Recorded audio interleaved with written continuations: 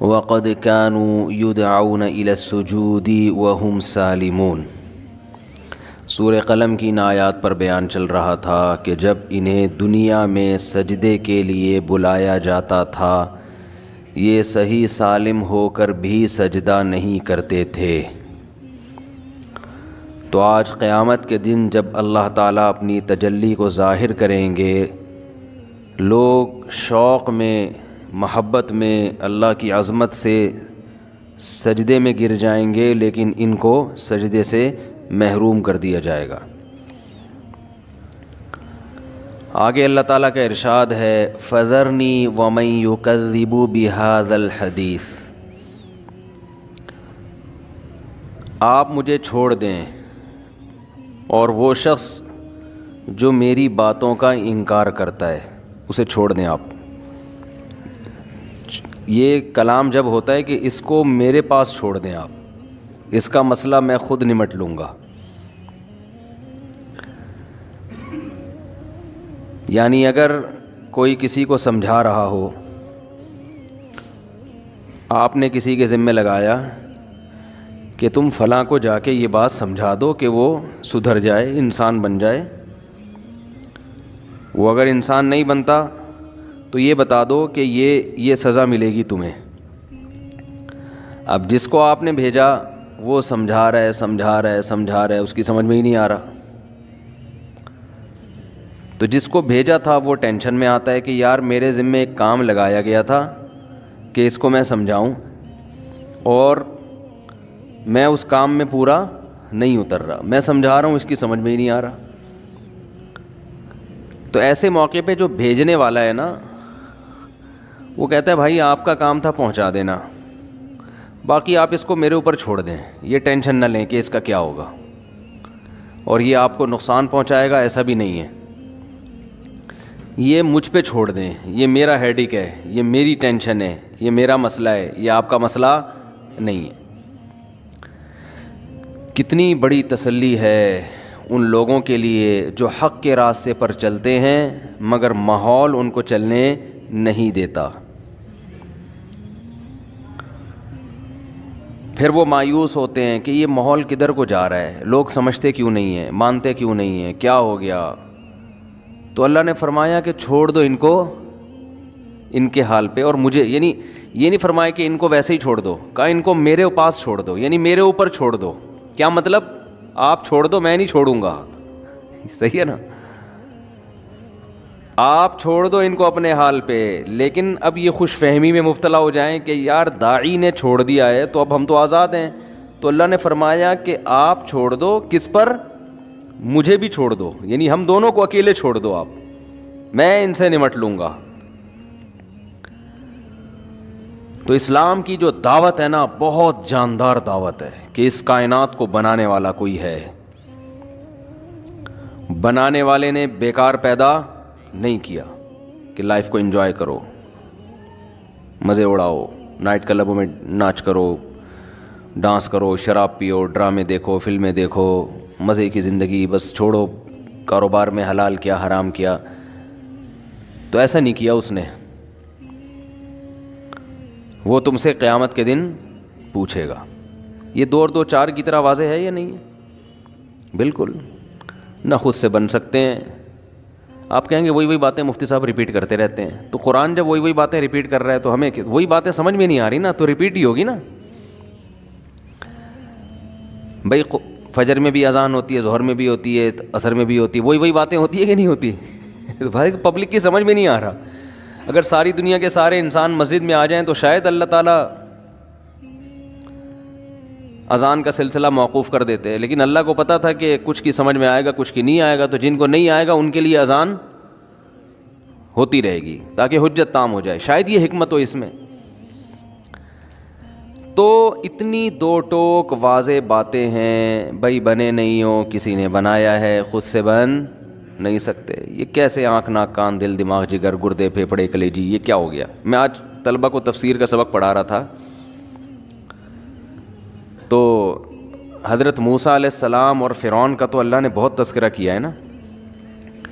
تو موسیٰ علیہ السلام جب فرعون کے پاس گئے نا اور اللہ کی کبریائی بیان کی، تو فرعون کے پاس جواب تو کوئی بن نہیں رہا تھا. تو فرعون نے بالکل وہی دلیل دی جو آج کل خدا کے منکر دلیل دیتے ہیں, خدا کے انکار کی. حضرت موسیٰ اللہ کی صفات بیان کر رہے ہیں. الذی جعل لکم الارض مہدن, جس نے زمین کو تمہارے لیے بنایا, رہنے کی جگہ بنایا, آسمان سے پانی برسایا, مٹی سے تمہیں بنا کے مٹی میں کر دیتا ہے. اتنے فضائل سنا رہے ہیں. جب فرعون سے جواب نہیں بن پا رہا تو فرعون نے کہا وہی بات کی جو آج ایتھیس کرتے ہیں کہ خدا اپنے ہونے کے ثبوت کیوں نہیں دیتا, اور ثبوت کا مطلب دکھاتا کیوں نہیں کہ میں ہوں, 2 اور 2 4 کی طرح بات کیوں نہیں کر دیتا. وہ اتنی مخمصے میں کیوں ڈالا ہوا ہے لوگوں کو. نہیں آ رہی بات, میرا خیال ہے بھائی ایک دفعہ خدا زمین پہ اتر کے بتا دے میں ہوں تو بس بات ہی ختم. یہ کیوں کہ میری سورج دیکھو, چاند دیکھو, اور ان لکم فی الانعام لعبرا, سوکھا چارہ ہم جانور کو کھلاتے ہیں, اس سے چکنا گاڑھا دودھ پیدا ہوتا ہے. اس سوکھے چارے کو آپ کسی لیبارٹری میں لے جائیں اور کسی سائنٹسٹ سے بولیں اس میں سے تیل کا ایک قطرہ نکال کے, گھی تو دور کی بات ہے, تیل کا ایک قطرہ نکال دو, وہ کہے گا بھائی کروڑوں سال میں بھی ایسی مشین اب تک ایجاد نہیں ہوئی ہے, اس میں تیل ہے ہی نہیں تو نکلے گا کہاں سے. یہی وجہ ہے کہ کولیسٹرول کے مریضوں کو گھاس کھانے کا مشورہ دیا جاتا ہے, یعنی گھاس سے ملتی جلتی سبزیاں, کہ اس میں تیل نہیں ہے. اس سے تیل نکالنے کی کوشش کرو گے تو اپنا تیل نکل جائے گا, اس سے تیل نہیں نکلے گا. اب اللہ تعالیٰ اگر بھینس کو بادام کھلاتے کہ بھئی اس سے تم نے دودھ نکالنا ہے چکنائی والا تو چکنی چیزیں کھلاؤ, تو چکنی چیزیں تو کیا ہیں, بادام ہے, پستہ ہے, اخروٹ ہے, یہ کھائیں گے تو اس سے تیل نکلے گا. پھر تو ہم کہتے ہیں اللہ پھر یہ ڈائریکٹ ہم بادام خود نہ کھا لیں, ہمیں دودھ پینے کی ضرورت کیا, اتنے مہنگا پڑے گا دودھ, وہ بادام ہی کھا لیں ہم. تو بھینس کو اتنا پروٹوکول ہم کیوں دیں؟ کیا خیال ہے بھائی؟ تو اللہ نے فرمایا کہ ان گایوں کو, ان بھینسوں سے دودھ جیسی قیمتی چیز تمہیں ملے گی. اتنی قیمتی چیز ہے نا دودھ, اتنی زبردست چیز ہے, لوگ دودھ کی قدر نہیں کرتے حقیقت میں. اب بات چل پڑی ہے تو بتا دوں, 3 طرح سے دودھ کی ناقدری ہو رہی ہے ہمارے معاشرے میں, 3 طرح سے. پہلی ناقدری, دودھ کو بوائل کیا جاتا ہے, تازہ دودھ نہیں پیا جاتا, یہ ناقدری ہے.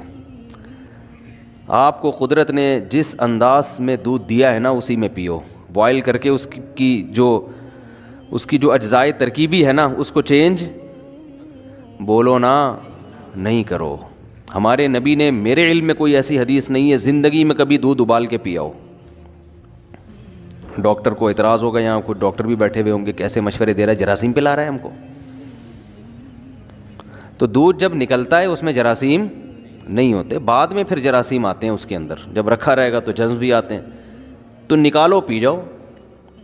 بات آ رہی ہے سمجھ میں؟ ہمارے نبی کیسے دودھ پیتے تھے, ادھر بکری سے دودھ نکالا, اونٹنی سے دودھ نکالا, صحابی آپ کے سامنے لائے, آپ نے اس کو پی لیا. پھر دودھ بنتا ہے, سمجھتے ہو؟ نہ پینے سے بہتر ہے ابلا ہوا پی لو. تو ایسا نہیں کہ وہ بوائل دودھ چھوڑ دیں, لیکن جو فائدہ کچے دودھ میں ہے تازہ, یہ تجربہ کیے, کہ لیبارٹری ٹیسٹ نہیں بتا رہا میں آپ کو, یہ مشاہدہ ہے, کر کے دیکھو پتہ چلے گا. بوائل دودھ آسانی سے ہضم نہیں ہوتا, کچا تازہ دودھ جو گرم گرم تھنوں سے نکلتا ہے پی جاؤ فوراً نکال کے. لیکن وہ کون کرے گا؟ ایکچولی بکری پالنی پڑتی ہے, گائے بھینس, اور ایکچولی یہ تو مرو پھر. جو خدا نے جو تمہیں نعمتیں دی ہیں وہ تم استعمال نہیں کر رہے. دیکھو میں بار بار کہتا ہوں, نیچر کبھی تبدیل نہیں ہوگی چاہے سائنس کتنی ترقی کر جائے. آج کسی کا فون آیا کہ یورپ کے کسی کنٹری سے کہ بچے جو ہے نا عجیب سے پیدا ہو رہے ہیں نا, کچھ سمجھ میں ہی نہیں آ رہے کس ٹائپ کے بچے ہیں. نفسیاتی قسم کے بچے مارکیٹ میں بہت اسپیڈ کے ساتھ آ رہے ہیں, خاص طور پر ان کنٹریز میں یہ زیادہ ہیں, لندن, امریکہ اور جو یورپ کے باقی کنٹریز ہیں نا, ان میں بچوں میں جو نفسیاتی بیماریاں ہیں ان کا ریشو زیادہ ہے. حقیقت ہے, ہمارے ہاں بچے اتنے آڑے ترچے نہیں ہوتے, ان کے یہ نفسیاتی ریشو بچوں میں نا, یعنی چیخنا چلانا ایک عجیب سا, یہ زیادہ ہے. تو میرے پاس بھی کالز آ جاتی ہیں کہ بچے ہی نہیں, عجیب سے بچے ہیں, پتہ نہیں کیا ہو گیا, کوئی مرجھایا تو مرجھا ہوا بیٹھا ہوا ہے, سیدھا ہی نہیں ہو رہا, کوئی اچھل رہا ہے تو اچھل کود بھی بنا ہوا ہے وہ, ٹھیک ہے نا, وہ ٹک ہی نہیں رہا, عجیب کوئی نہیں, کچھ سارے نہیں لیکن ایک بڑا طبقہ ایسا ہے. اچھا, یہ بیماریاں بچوں کی مالدار گھرانوں میں زیادہ ہیں, غریب گھرانوں میں کم ہیں. تو مجھ سے مشورہ لے رہے تھے کہ بھئی یہ کیا کسی ڈاکٹر کو دکھائیں, کیا کریں. میں نے کہا دیکھو بچے نا فطرت پہ ہوتے ہیں, چاہے 10,000 سال پہلے کا بچہ ہو یا 10,000 سال بعد کا بچہ ہو, جو پہلے بچوں کو ماحول چاہیے تھا کل بھی وہی چاہیے, آج بھی وہی چاہیے. سائنس کی ترقی سے بچوں کی نیچر چینج نہیں ہوگی. میں نے کہا بچے کو ماحول چاہیے مٹی میں کھیلے, کیچڑ کے گولے اٹھا اٹھا کے ایک دوسرے کو مارے, گھنٹیاں بجا بجا کے بھاگے. آپ نے ایسا ممی ڈیڈی بنایا ہوا ہے بچوں کو, جو بڑے گھروں میں ہوتا ہے, اس کو نہ کسی سے لڑنے دے رہے ہیں, کوئی اونچی آواز سے بات کر لے اس سے تو اس کو اس دوسرے کو اس کے سامنے ڈانٹا جاتا ہے کہ بچے کی سیلف رسپیکٹ مجروح ہو رہی ہے. تمیز سے اس کو کھلایا جا رہا ہے, کھلانا چاہیے تمیز سے, بدتمیزی صحیح نہیں ہے, لیکن تمیز کی بھی ایک حد ہوتی ہے نا. تمیز جب اپنی لمٹ سے بڑھے گی نا تو وہ بدتمیزی بن جاتی ہے, ٹھیک ہے نا. یعنی بچے کو باپ بنا لیا ہے, کبھی باپ سے کبھی بھی پٹا ہی نہیں, غلطی سے بھی نہیں پٹا, اور اتنا وہ ایسے ممی ڈیڈی بالکل روزانہ شیمپو سے نہا رہا ہے, وہ بالکل تمیز سے, اور ایسا کوئی نہ اس کو ڈانٹ سکتا ہے, ڈانٹے تو بالکل پھر اس کو منانے میں گھنٹے لگا دیتے ہیں کہ ڈانٹ دیا تو اب کہیں ایسا نہ ہو دل پہ لے جائے, تو منانے میں گھنٹے لگا دیتے ہیں. تو بچہ یہ پھر بچے کو بچے کے حساب سے نہیں چلایا جا رہا. بچہ تو ایسا گھنٹیاں بجا کے بھاگے, پکڑا جائے, کٹ جائے, پٹے, ٹھیک ہے نا, آئندہ توبہ کرے, پھر کبھی کچھ کر لے, پٹتے پٹتے کچھ بلڑ آئی. گھر میں بھائی چھوٹے ہوتے ہیں, بچے نا سب بھائی بہنیں لڑتے ہیں آپس میں, یہ ضروری ہے ان کے لیے لڑیں. وہ اس کی چیز چھین کے بھاگ گیا, اس کو غصہ آ رہا ہے. یہ سب چیزیں آہستہ آہستہ کیا ہو رہی ہیں, غصے کو برداشت کرنے کی طاقت. تبھی تو میں کہتا ہوں بچے زیادہ پیدا کرو, گھر میں ہی بچے آپس میں لڑ لڑ کے بہت کچھ سیکھیں گے, ایک دوسرے پہ خرچ کرنا بھی سیکھیں گے, ایک دوسرے سے چھیننا بھی سیکھیں گے, واپس کرنا بھی سیکھیں گے, شکایتیں لگانا بھی سیکھیں گے, شکایتوں پہ تنبیہ کرنا بھی سیکھیں گے کہ ہر وقت شکایتی ٹٹو نہیں بنے رہا کرو. بچے ہوتے ہیں نا ہر وقت, ایک گھر میں ہوتا ہے شکایتی ٹٹو, اس کا کام ہوتا ہے ہر وقت کیا کرنا, شکایتیں لگانا. یہ نیچرل ماحول ہے, کبھی کھانے کو مل گیا کبھی نہیں ہے, بھائی جا بھی سو جا آرام سے جا کے, ہر وقت پیٹ بھرا ہوا ان کا, ہر ساری ضرورتیں ان کی پوری ہو رہی ہیں. او بھائی آج نہیں ہے تو جاؤ, نہیں پکے جاؤ, باہر سے کچھ نہیں آئے گا, آج گھر میں دال پکی ہے کھاؤ. نہیں جی میں دال نہیں کھاؤں گا تو ان کے لیے بریانی منگوا دو, ان کے لیے برگر, جو تیرا باپ کھائے گا وہ بھی تو بھی وہی کھائے گا. کھانا ہے کھا نہیں, جا کے سو جا آرام سے. کانفیڈنس پیدا ہوتا ہے بچے میں, برداشت پیدا ہوتی ہے. آج تو میں دیکھ رہا ہوں ماؤں کو کھا لے کھا لے کھا لے, ایسا اس کو اتنی اپنی رسپیکٹ اپنے میاں کو دے دو, خدا کی قسم وہ پاؤں دھو دھو کے پیے گا. کیا خیال ہے, جو رسپیکٹ میاں کو ملنی چاہیے, جو باپ کو ملنی چاہیے, وہ کس کو مل رہی ہے, بچے کو. ہماری والدہ اللہ ان کی مغفرت فرمائے, ہمیں یاد ہے کھانا رکھا ہوتا تھا سامنے, اب سبزی میرا تو اب تک نہیں سبزی کھانے میں, سوائے بھنڈی کے مجھے کوئی سبزی پسند ہی نہیں ہے, اب تک نہیں ہے. لیکن ہم نے ماں والدہ کے چمٹوں کے ڈر سے گرم گرم چمٹا دکھاتی تھی, کھا آپ اس کو کھاؤ گے, ہم کھا رہے ہیں غصے میں نا, یوں یوں کر کے, غصہ بھی آ رہا ہوتا تھا, کھا بھی رہے ہوتے تھے. تو وہ نیچرل ماحول ہی ختم کر دیا بچوں کا. لٹو ہم نے کھیلے ہیں, بنٹے ہم نے کھیلے ہیں, مارم پیٹی ہم نے کھیلی ہے, گیند سے نا اٹھا اٹھا کے پیٹ رہے ہوتے تھے ایک دوسرے کو, بھاگ رہے ہوتے, لگتی تھی ایسے وہ کمر کو سجھاتے ہوئے یوں یوں یوں کر کے بھاگ رہے ہوتے تھے. یار بس آج کے بعد نہیں کھیلنی, آج کے بعد نہیں کھیلنا. یہ پٹتے تھے, پیٹتے بھی تھے, اسکولوں میں بھی پھڈے ہوتے تھے, جھگڑے ہوتے تھے, پھر صلح بھی ہوتی تھی. تو یہ سارا ایک ماحول ہے. تو عجیب سے پتہ نہیں چھوئی موئی قسم کا حساب بن گیا بچوں کا. تو ظاہر ہے پھر بچہ نہیں رہتا, وہ ڈپریشن میں جاتا ہے. وہ گھر میں بہن بھائی نہیں ہے اس کے پاس کھیلنے کے لیے, وہ بڑوں میں رہ رہا ہے, وہ تو ویسے ہی پاگل ہو جائے گا. کھلونے بھی ایسے فینسی قسم کے دیے ہوئے ہیں نا, اتنے فینسی قسم کے کھلونے دیے ہوئے ہیں. خیر ہم نے پتھروں سے بھی مارم پیٹی کھیلا ہے, اللہ معاف, شکر ہے کچھ سرور پھٹا نہیں, الحمدللہ. یہ حماقت ہے, اتنا نہیں ہونا چاہیے, ٹھیک ہے نا. یہ تو حماقت ہے کہ پتھر اٹھا اٹھا کے مارنے بھاگ رہے ہیں. یہ تو شکر ہے کہ ایک دفعہ میرے لگا تھا یہاں گھٹنے پہ پتھر, وہ کافی دنوں تک درد رہا تھا اس میں. لیکن یہ زیادہ ہو جائے گا نا, پتھر سے تو سرور پھٹ سکتا ہے, کچھ بھی نقصان ہو سکتا ہے. تو پھر جو ہے نا وہ ٹائر لے کے نا، ٹائر نہیں ہوتے بنا کے، وہ ایک راڈ لے کے اس کو موڑا تھوڑا سا، ٹائر لے کے گھوم رہے ہیں جی. مٹی کے کھلونے ہم نے بنائے ہیں، مٹی کی گاڑیاں بنائی ہیں. پھر اس میں ٹینی نانا لگاتے تھے، اس کا نام ہم نے رکھا ہوا تھا ٹینی نانا. مٹی کی نا گاڑی بنا کے، ایمبولینس والا نہیں ہوتا اوپر، کیا کہتے ہیں اس کو، سائرن، وہ ٹینی نانا ایسے کر رہا ہوتا نا، ٹینی نانا. تو ہم نے اس کا نام رکھا ہوا تھا. ہمارے کزن بھی ہم ساتھ رہتے تھے، ہمارے کزن بھی ہوتے تھے. بڑا اچھا بچپن گزرا. تو ہم مٹی کی گاڑیاں بنا کے نا دور جاتے تھے. مٹی گھر کے قریب تو تھی نہیں، کہیں دور جا کے بارشوں میں خاص طور پہ کیچڑ اٹھا کے لے آتے، چپکے سے لاتے، پھر اس کی گاڑیاں اپنے ہاتھوں سے بناتے، کار، اس کے اوپر پھر لگاتے وہ ایمبولینس والا. اس کا نام ہم نے کہا تھا ٹینی نانا، اب تک یاد ہے، ٹینی نانا لگاتے تھے ہم اس میں. پھر اس میں سوراخ کر کے رسی سے باندھ کے پھر گاڑیوں کی ریس لگا، پھر وہ ہم ٹکر مارتے تھے ایک دوسرے کی گاڑیوں کو اس سے کہ کس کی گاڑی ٹوٹتی ہے. تو سب سے پہلے ٹینی نانا ٹوٹتا تھا وہ کمزور ہوتا ہے، کیونکہ اس کا ٹینی نانا توڑ دیا ہم نے. پھر کبھی مٹی کے وہ بنا رہے ہیں، کبھی کیا کر رہے ہیں، کیچڑ میں بھی کھیل رہے ہیں. پکڑے بھی جاتے تھے، اب ابا سے پٹائی بھی ہوتی تھی کہ بھائی اسکول کی کتابیں لے کے بیٹھو، کدھر گھوم رہے ہو. ایسا نہیں کہ خدا نخواستہ غلط لڑکوں میں لے جا کے کچھ چھٹے لگا رہے ہیں ان میں لے جا کے بٹھا دیا. اتنی نگرانی ہوتی تھی، کوئی چھٹا وٹا تو نہیں، گالیاں تو نہیں سیکھ رہا، کہیں گالی نہیں چلتی تھی. باہر لڑکے گالیاں دے رہے ہیں، لیکن ہمیں گھر میں اگر کوئی گالی نقل بھی کر دی نا، کاپی پیسٹ بھی کر دیا، تو ایسی کی تیسی. لڑکیوں کا پیچھا نہیں کرتے تھے الحمدللہ. اس میں پتا تھا بھائی اگر جیسے اس طرح کی تو غیر اخلاقی حرکتیں ہو گئی نا. کچھ لڑکے ایسے بھی ہوتے تھے بچے جو بچپن سے ہی ان غیر اخلاقی حرکتوں میں تھے. اس میں تو ہم ڈرتے تھے کہ بھائی یہ تو بہت بڑا، یہ تو عزت کا جنازہ نکل جائے گا.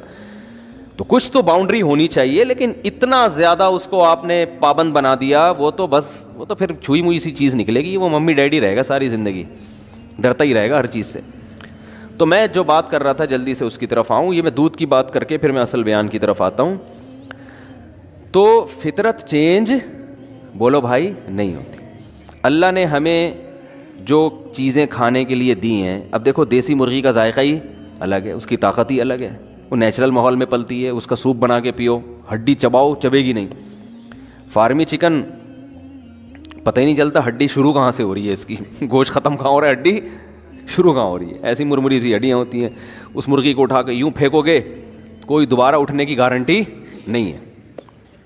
تو پنجرے میں پیدا ہوئی، پنجرے میں بڑی، انسانی تصرف ہو گیا نا اس کے اوپر. تو دودھ جس کی اللہ قرآن میں تعریف کر رہا ہے، قرآن میں اللہ نے جن پھلوں کی اور جن خوراکوں کا تذکرہ کیا ہے نا، وہ صحت کے لیے بہت بہترین چیزیں ہیں، وہ بہترین چیزیں ہیں. تو اس میں دودھ کا اللہ کیسا تذکرہ کرتا ہے. ان لکم فی الانعام لعبرۃ. ہاں میں بتا رہا ہوں دودھ میں 3 کیا کرتے ہیں انسان، دودھ کے ساتھ 3 ظلم ہوتے ہیں. ایک کم درجے کا ظلم ہے کہ بوائل کر لیتے ہیں اس کو، تازہ نہیں، وہ اگر تازہ نہیں ہو تو پھر بوائل کرنا پڑے گا آپ کو. یہ بھی ذہن میں رکھیں، ایسا نہ ہو یہ گوالے جو دودھ دے رہے ہیں یہ کچا پینا شروع کر دیں. ان کو تو پتہ نہیں مینڈک نکال چھلنی سے کیا کیا نکالا جاتا ہے، لال بیگ اور مینڈک سب نکل کے ہمارے پاس آتا ہی ہے. یہ جب چھانا جاتا ہے نا تو کچرا تو ہلکی چیز ہے، آپ سمجھتے ہیں اس میں یہ اس لیے چھانتے ہیں کہ تاکہ کچرا نکل جائے. یہ آپ کی حماقت ہے بھائی. میں حیران ہو رہا ہوں آپ کو. آپ مجھے بتاؤ یہ جو گوالے دودھ چھان کے دیتے ہیں کیا کچرا نکال کے؟ یہ مینڈک، لال بیگ، مکوڑے، گوبر، جو گائے کے پیشاب کی چھینٹیں جو گائے بھینس جب پیشاب کرتی ہے نا، اور اپنا بھی پسینہ ہوتا ہے ان کا اس میں گوالوں کا، کیونکہ اتنی بھینسوں کا دودھ نکال کے اپنا پسینہ وسینہ. تو اس کے لیے بوائل کیے بغیر پیا نا تو پھر مر گئے. وہ تو بوائل. تو پہلا دودھ کے ساتھ انصاف یہ ہے کہ وہ کیسے پیا جائے، تازہ. یہ پہلی بات ہے. نمبر 2، دوسرا ظلم کیا ہو رہا ہے، پتی ڈال دیتے ہیں دودھ کو، دودھ پتی بنا دیتے ہیں. دودھ کا کیا ہو گیا، بیڑا غرق. تیسری ناانصافی جو سب سے بڑی ناانصافی ہے، لوگ بڑے فخر سے کہتے ہیں ہم صبح 1 گلاس دودھ پیتے ہیں. پیتے کب ہیں، جب 2 پراٹھوں سے پیٹ بھر چکا ہوتا ہے ان کا. جب 2 پراٹھے کھا کے پیٹ ان کا کیا ہو چکا ہے، بولو، بھر چکا ہے. تو اتنا پھوڑنے کے پہ دودھ کا اثر نہیں ہوتا. وہ تھوڑا بہت فائدہ ہوگا، وہ تو تباہی ہے. ہم نبی کی سیرت میں دیکھتے ہیں کہ آپ صلی اللہ علیہ وسلم دودھ کیسے پیتے تھے. کیا پورا کھانا کھانے کے بعد پھر آخر میں 1 گلاس دودھ کا یا دودھ پیتے تھے؟ ایسا نہیں ہے. ہمیں نبی کی سیرت میں یہ ملتا ہے کہ جب شدید بھوک لگتی تھی نا تو بعض دفعہ پیٹ بھرنے کے لیے دودھ پیا جاتا تھا، کیونکہ جب بھوک لگتی ہے نا ٹائٹ، تو معدہ آپ کا ہر چیز کو بدن کا جز بنانے کے لیے تیار ہوتا ہے. ایسی کنڈیشن میں جب دودھ آنتوں میں جاتا ہے تو معدہ اسے بھرپور طریقے سے جذب کر کے ہڈیوں میں پہنچاتا ہے. آنکھوں کی بینائی تیز ہوگی، بال گرو کریں گے. تو دودھ بذات خود ایک خوراک ہے. رات کو دودھ اس وقت پیو جب کھانا نہ کھاؤ، رات کو پھر ایک گلاس دودھ پی کے سو جاؤ، یا صبح بہت ہلکا ناشتہ کر کے پھر ایک گلاس دودھ پیو. اور بھوک کے وقت آپ دودھ پیو گے نا تازہ، ایسا ہضم ہوگا کہ بہترین آپ کو صحت بھی بنے گی، بہت طاقت بھی آئے گی جسم میں، آپ کی اسکن اچھی ہونا شروع ہو جائے گی، آپ کے بال گرو کرنا شروع کریں گے، ہڈیاں مضبوط ہونا. بہت ایسی چیز ہے، میڈیکل سائنس اور حکیم بھی بتاتے ہیں، ڈاکٹر بھی، کہ اس سے بہتر اللہ نے غذا پیدا نہیں کی ہے. اس میں سب کچھ ہے. اس کی سب سے بڑی دلیل یہ ہے کہ 6 مہینے بچہ صرف دودھ پیتا ہے اور ساری چیزیں گرو کرتی ہیں، اس کی ہر چیز پرفیکٹ ہوتی ہے اس کی. اس کا مطلب سب کچھ اللہ نے کس میں رکھ دیا؟ دودھ میں رکھ دیا. ہاں اس کے بعد اس کو اناج بھی چاہیے، تو سارا دن دودھ نہیں ہے، لیکن اس طرح سے تو دودھ پیے گے. اور میں جانتا ہوں ایسے لوگوں کو جن کی 99 سال عمر ہوئی، وہ 3-3 4-4 کلو دودھ پیتے تھے، لیکن وہ ایسے پیتے تھے کہ عادت ڈالی، آہستہ آہستہ آہستہ آہستہ عادت ڈالی. پھر واکنگ بھی کر رہے ہیں، جاگنگ بھی کر رہے ہیں، جو بھی ان کی ایکٹیویٹی ہے، محنت مزدوری، تو آہستہ آہستہ جب عادت پڑتی ہے تو 3-3 4-4 کلو بھی. وہ تھے بڑے لہیم شہیم، آپ نہیں 3 کلو کہیں پی لیں تو اتنی جگہ ہی نہیں ہے، جائے گا کہاں وہ. تو ہمارے نبی صلی اللہ علیہ وسلم کیسے پیتے تھے؟ جیسے مثال ملتی ہے نا کہ آپ صلی اللہ علیہ وسلم بھوک سے بےتاب تھے، تو دودھ کا ایک پیالہ آیا. حضرت ابو ہریرہ رضی اللہ تعالیٰ عنہ فرماتے ہیں کہ سب صحابہ بھوکے تھے، سب کو بھوک لگ رہی تھی. تو حضرت ابو ہریرہ فرماتے ہیں کہ نبی نے مجھے حکم دیا کہ سب کو پلاؤ. تو فرماتے ہیں ایک پیالہ دیکھ کے مجھے خیال ہوا کہ میری باری میں تو 2 گھونٹ بھی نہیں آئیں گے، اور سب شدید بھوک کی حالت میں. تو حضرت ابو ہریرہ نے پلانا شروع کیا. نبی کا معجزہ تھا، اس میں برکت ہوئی. وہ دودھ کا پیالہ ختم ہونے کا نام لے ہی نہیں رہا. سب نے سیر ہو کے پیا. پھر نبی نے حضرت ابو ہریرہ سے فرمایا پیو. یہ بالکل خالی پیٹ ہیں، جب شدید بھوک سے نڈھال ہو رہے ہیں، اور اس وقت کیا پیا جا رہا ہے؟ دودھ. آپ نے حضرت ابو ہریرہ سے فرمایا پیو. فرماتے میں نے پیا. فرمایا اور پیو. بار بار پلانے کے بعد حضرت ابو ہریرہ نے فرمایا کہ قد شبعت، میں سیر ہو چکا ہوں، مزید پینے کی گنجائش نہیں ہے. اب سمجھ میں آیا دودھ کیسے پیا جاتا ہے؟ نہیں آ رہا میرا خیال ہے سمجھ میں. وہ پراٹھے کھا کے تھوڑی بیٹھے ہوئے تھے، یہ بریانی اور برگر کھا کے پھر تو وہ تباہی ہے. گیس بنائے گا، پتہ نہیں جو دھماکے ہوں گے وہ آپ خود اس کے ذمہ دار ہیں. اس کا نہ گوالا ذمہ دار ہے، نہ بھینس ذمہ دار ہے. وہی لوگ کہتے ہیں نا دودھ پی کے پتہ نہیں کہ دھماکے شروع ہو جاتے ہیں. تو تبھی صحابہ کرام کی صحتیں تھیں. ان کی تو اتنی خوراکیں نہیں تھیں. آج پروٹین کے لیے کیا پھر ملٹی وٹامن کیپسول بھی لیے جا رہے ہیں، ٹیبلٹ بھی لی جا رہی ہیں، سیرپ بھی پیے جا رہے ہیں. وہ تو کچھ بھی نہیں پیتے تھے. اتنے صحت مند، اتنی زبردست ان کی جو ہے وہ ایکٹیویٹیز ہوتی تھیں، اور ایسا ان کی جان ہوتی تھی. کیا ہے؟ کھجور کھا رہے ہیں، دودھ پی رہے ہیں، اور جو اور تو کچھ چوتھی چیز. کبھی انار کھا لیا، وہ بھی غریبوں کو میسر نہیں تھا. کبھی انگور کھا لیا، وہ بھی امیر لوگ نہیں کھاتے تھے. 3 چیزیں: کھجور، اناج میں جو، یہ جو جو کی روٹی ہے نا، یہ اناج میں یہ کھا رہے ہیں. کاربوہائیڈریٹ کی جو کمی ہے نا، کارب کی، وہ کھجور سے اور کس سے ہو رہی ہے؟ جو سے ہو رہی ہے. باقی سارے پروٹین ان کو کہاں سے مل رہے ہیں؟ دودھ سے مل رہے ہیں. اور تھوڑی بہت جو گندم میں اور کھجور میں رکھا ہوا ہے اللہ تعالیٰ نے، منرلز جو مل رہے ہیں ان کو وہ سارے کھجور سے مل رہے ہیں. آئرن وائرن، یہ اس ٹائپ کی جتنی چیزیں ہیں نا، تو بس یہ 3 چیزیں کھا رہے ہیں فٹ فاٹ. لیکن جب اچھا، ہمیں سیرت میں یہ بھی ملتا ہے صحابہ کی، کبھی انہوں نے دودھ بطور کھانے کے کھایا ہے. دودھ میں کچھ ملایا نہیں ہے، کچھ بھی نہیں ملایا، خالی دودھ. حتیٰ کہ ایک روایت میں آتا ہے کہ نبی کو دودھ میں شہد ملا کے پیش کیا گیا، آپ نے منع کر دیا.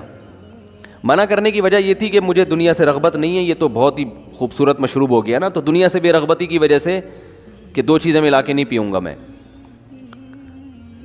جائز ہے دودھ میں شہد ملا کے، فائدہ مند بھی ہے، لیکن ہمارے نبی نے بہرحال ایک روایت کے مطابق نہیں پیا کہ خالی دودھ یا صرف شہد، دونوں کا کمبینیشن نہیں.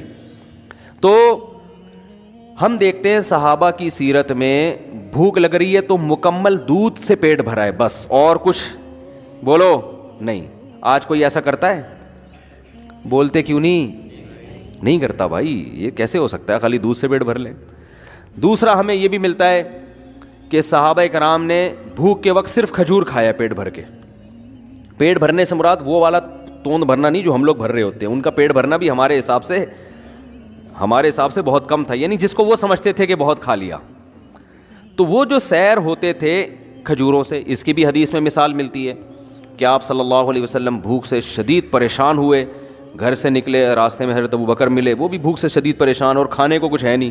حضرت عمر ملے, وہ بھی بھوک سے شدید پریشان. یہ تینوں صحابہ گئے تو ایک صحابی کے جب باغ تھا اس میں گئے تو انہوں نے جب ان کو دیکھا تو فرمایا کہ اتنا, ان کا کھجوروں کا باغات تھے ان کے, فرمایا اللہ کی قسم آج مجھ سے بہتر میزبان اس کائنات میں کوئی نہیں ہے, اور آپ سے بہتر مہمان اس کائنات میں, یعنی کوئی مہمان کسی کے گھر آیا ہو نا تو کچھ معزز ہوتے ہیں, کچھ ایسے ہی ہوتے ہیں, تو آج سے پہلے بھی آج کے بعد بھی اتنے معزز مہمان کسی کو اللہ نے نہیں دیے ہوں گے بھائی.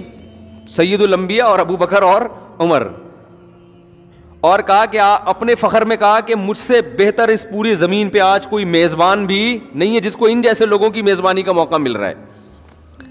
اب یہ تینوں حضرات بھوک سے شدید نڈھال ہو چکے تھے, یعنی آپ اندازہ لگائیں نا کتنا صبر کیا ہوگا, اتنی شدید بھوک. تو ان صحابی نے کیا کیا ہے, یہ نہیں کہ بھائی ہم ہوتے بھائی یہاں سے یہ لے آؤ, یہاں سے یہ, کوئی ہمارے یہاں بھوکا مہمان آ جائے آپ ادھر سے 3 برگر اٹھا کے لے آ. وہ ایسے وہ چانپوں کا آرڈر دیا ہوا ہے میں نے, وہ چانپے ہیں نا وہاں سے چانپے لے آ, تو ایسا کر نلی نہاری لے آ, مکھن کا تڑکا ضرور لگوا دینا اس میں, پورا ایٹم بم بنا کے نا ٹھیک ہے. کام کیا ہے ان کے, کام کیا تھے, گھوڑوں پہ سوار جنگ لڑ رہے ہیں, دن میں بھی, راتوں کو پوری رات تہجد پڑھ رہے ہیں. اتنا ہی ٹف ان کی زندگی, محنت مزدوری, ان کو تو بہت کچھ چاہیے تھا نا. اور ہمارا کام کیا ہے, کچھ بھی نہیں. ایک صاحب سے میں نے پوچھا آج کل کیا کہہ رہے ہیں, کہہ رہے کمال میں نے کہا آج کل کیا کر رہے ہیں, کہہ رہے کمال کر رہا ہوں.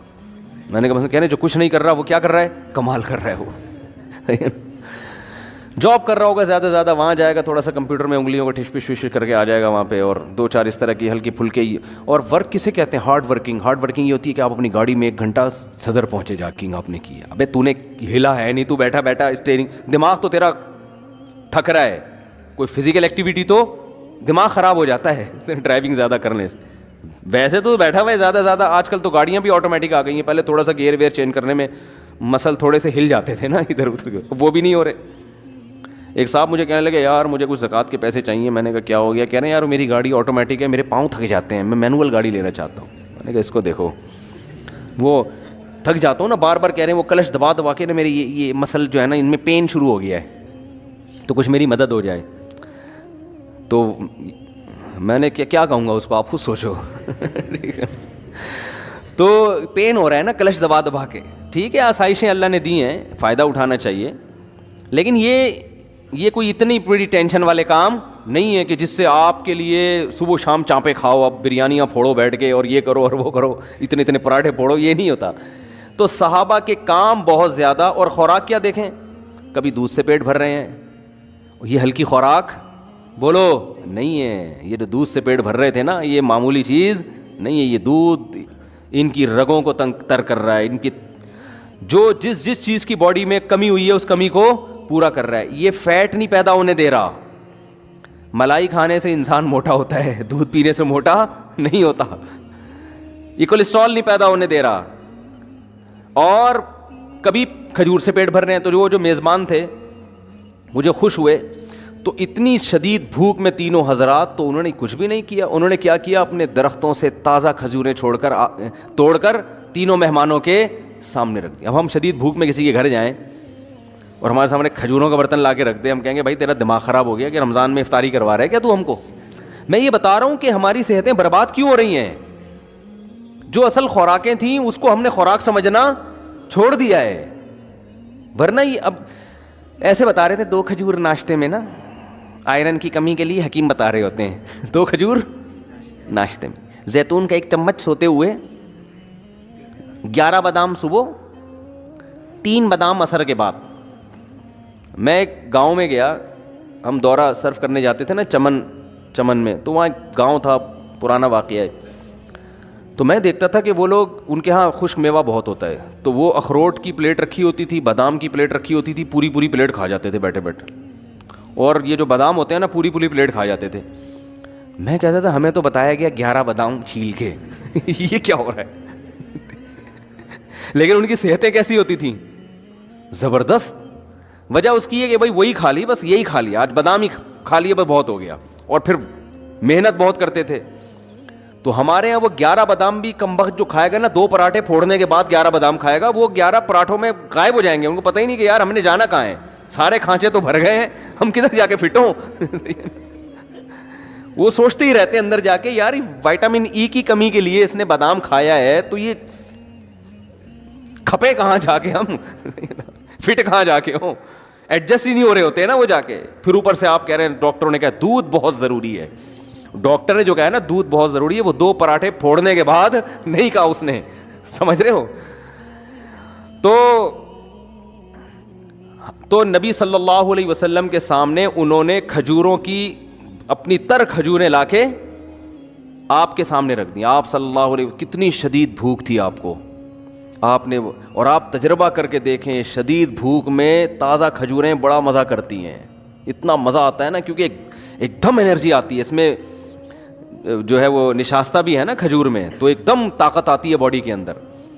تو صحابہ کرام نے وہ کھجوریں, تینوں حضرات نے وہ کھجوریں کھائی ہیں. پھر انہوں نے اپنے کنویں کا ٹھنڈا پانی پیش کیا. حکیم ڈاکٹر کہتے ہیں نا کھانے کے بعد پانی نہ پیو, تو وہ اس لیے کہتے ہیں کہ کھانا اتنا کھا چکے ہوتے ہیں کہ پانی بھی جگہ تلاش کر رہا ہوتا ہے, اس کو بھی نہیں ملتی. لیکن نبی کی سیرت سے ملتا ہے کہ جب آپ نے پیٹ بھرنا اس زمانے کے لحاظ سے, جو 1/3 پیٹ جس کو کہتے تھے, تو اس کے بعد آپ نے پانی بھی پیا ہے, کیونکہ پانی کا مزہ ہی کھانے کے بعد آتا ہے, یہ بھی نیچرل ہے. یہ جو لوگ کہتے ہیں نا کھانے کے بعد پانی پینا خلاف سنت ہے, ایسی کوئی بات نہیں ہے. کھانے کے بعد پانی پینا نیچرل ہے, انسان کی فطرت ہے, اس کا دل چاہتا ہے پانی پینے کا, اور مزہ ہی اس وقت آتا ہے.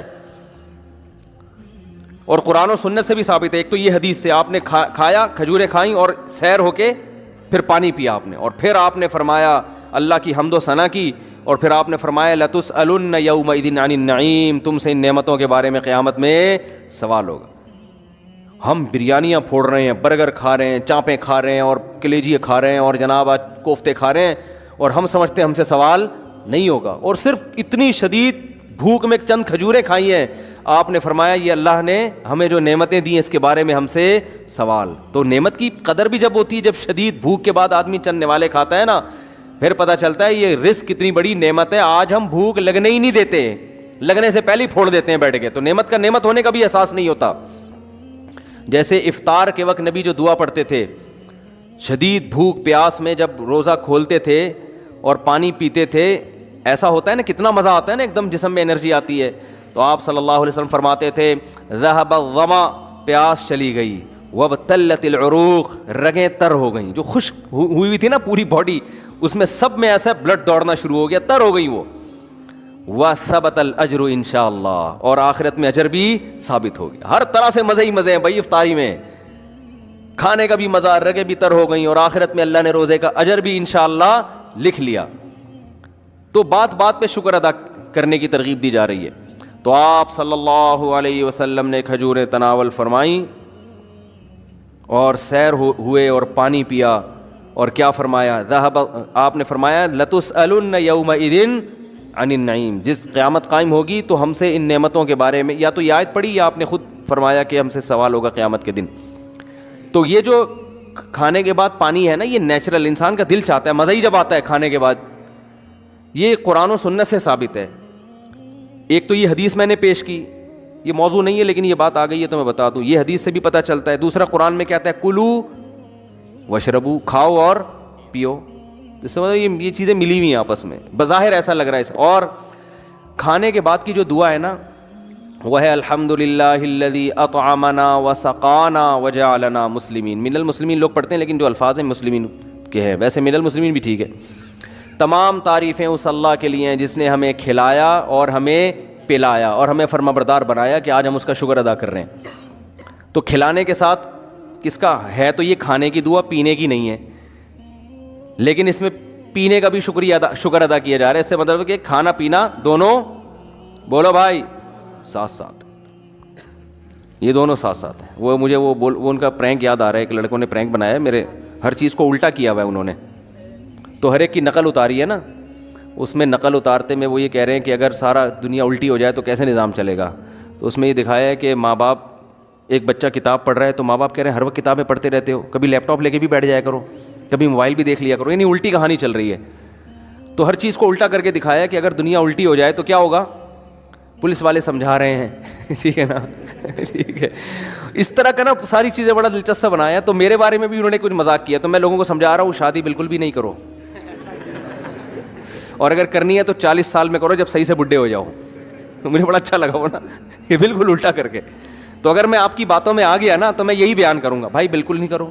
کیا ضرورت ہے بکھیڑوں میں پڑھنے کی, کرنی بھی ہے تو 40 سال میں جب میچور ہو جاؤ اور بالکل اب مرنے کے قریب ہو جاؤ تو پھر کر لو. اور عام طور پہ بہت سے لوگ یہ باتیں کر بھی رہے ہوتے ہیں, لیکن آپ کو چونکہ میرے اسٹائل میں عجیب سی اس لیے لگ رہی ہے کہ یار یہ کبھی ایسی باتیں کرتا نہیں ہے. تو مجھے بڑا اچھا لگا تھا, میں نے ان کو بلا کے پھر ان کا تھوڑا سا ان کو بتایا کہ مجھے بڑا اچھا اسٹائل لگا آپ کا. خیر وہ ہیں بھی دیندار نا, تھوڑے سے اچھے, یعنی کوئی بے حیائی نہیں ہوتی ان کے جو وہ اس طرح کے وہ کرتے ہیں.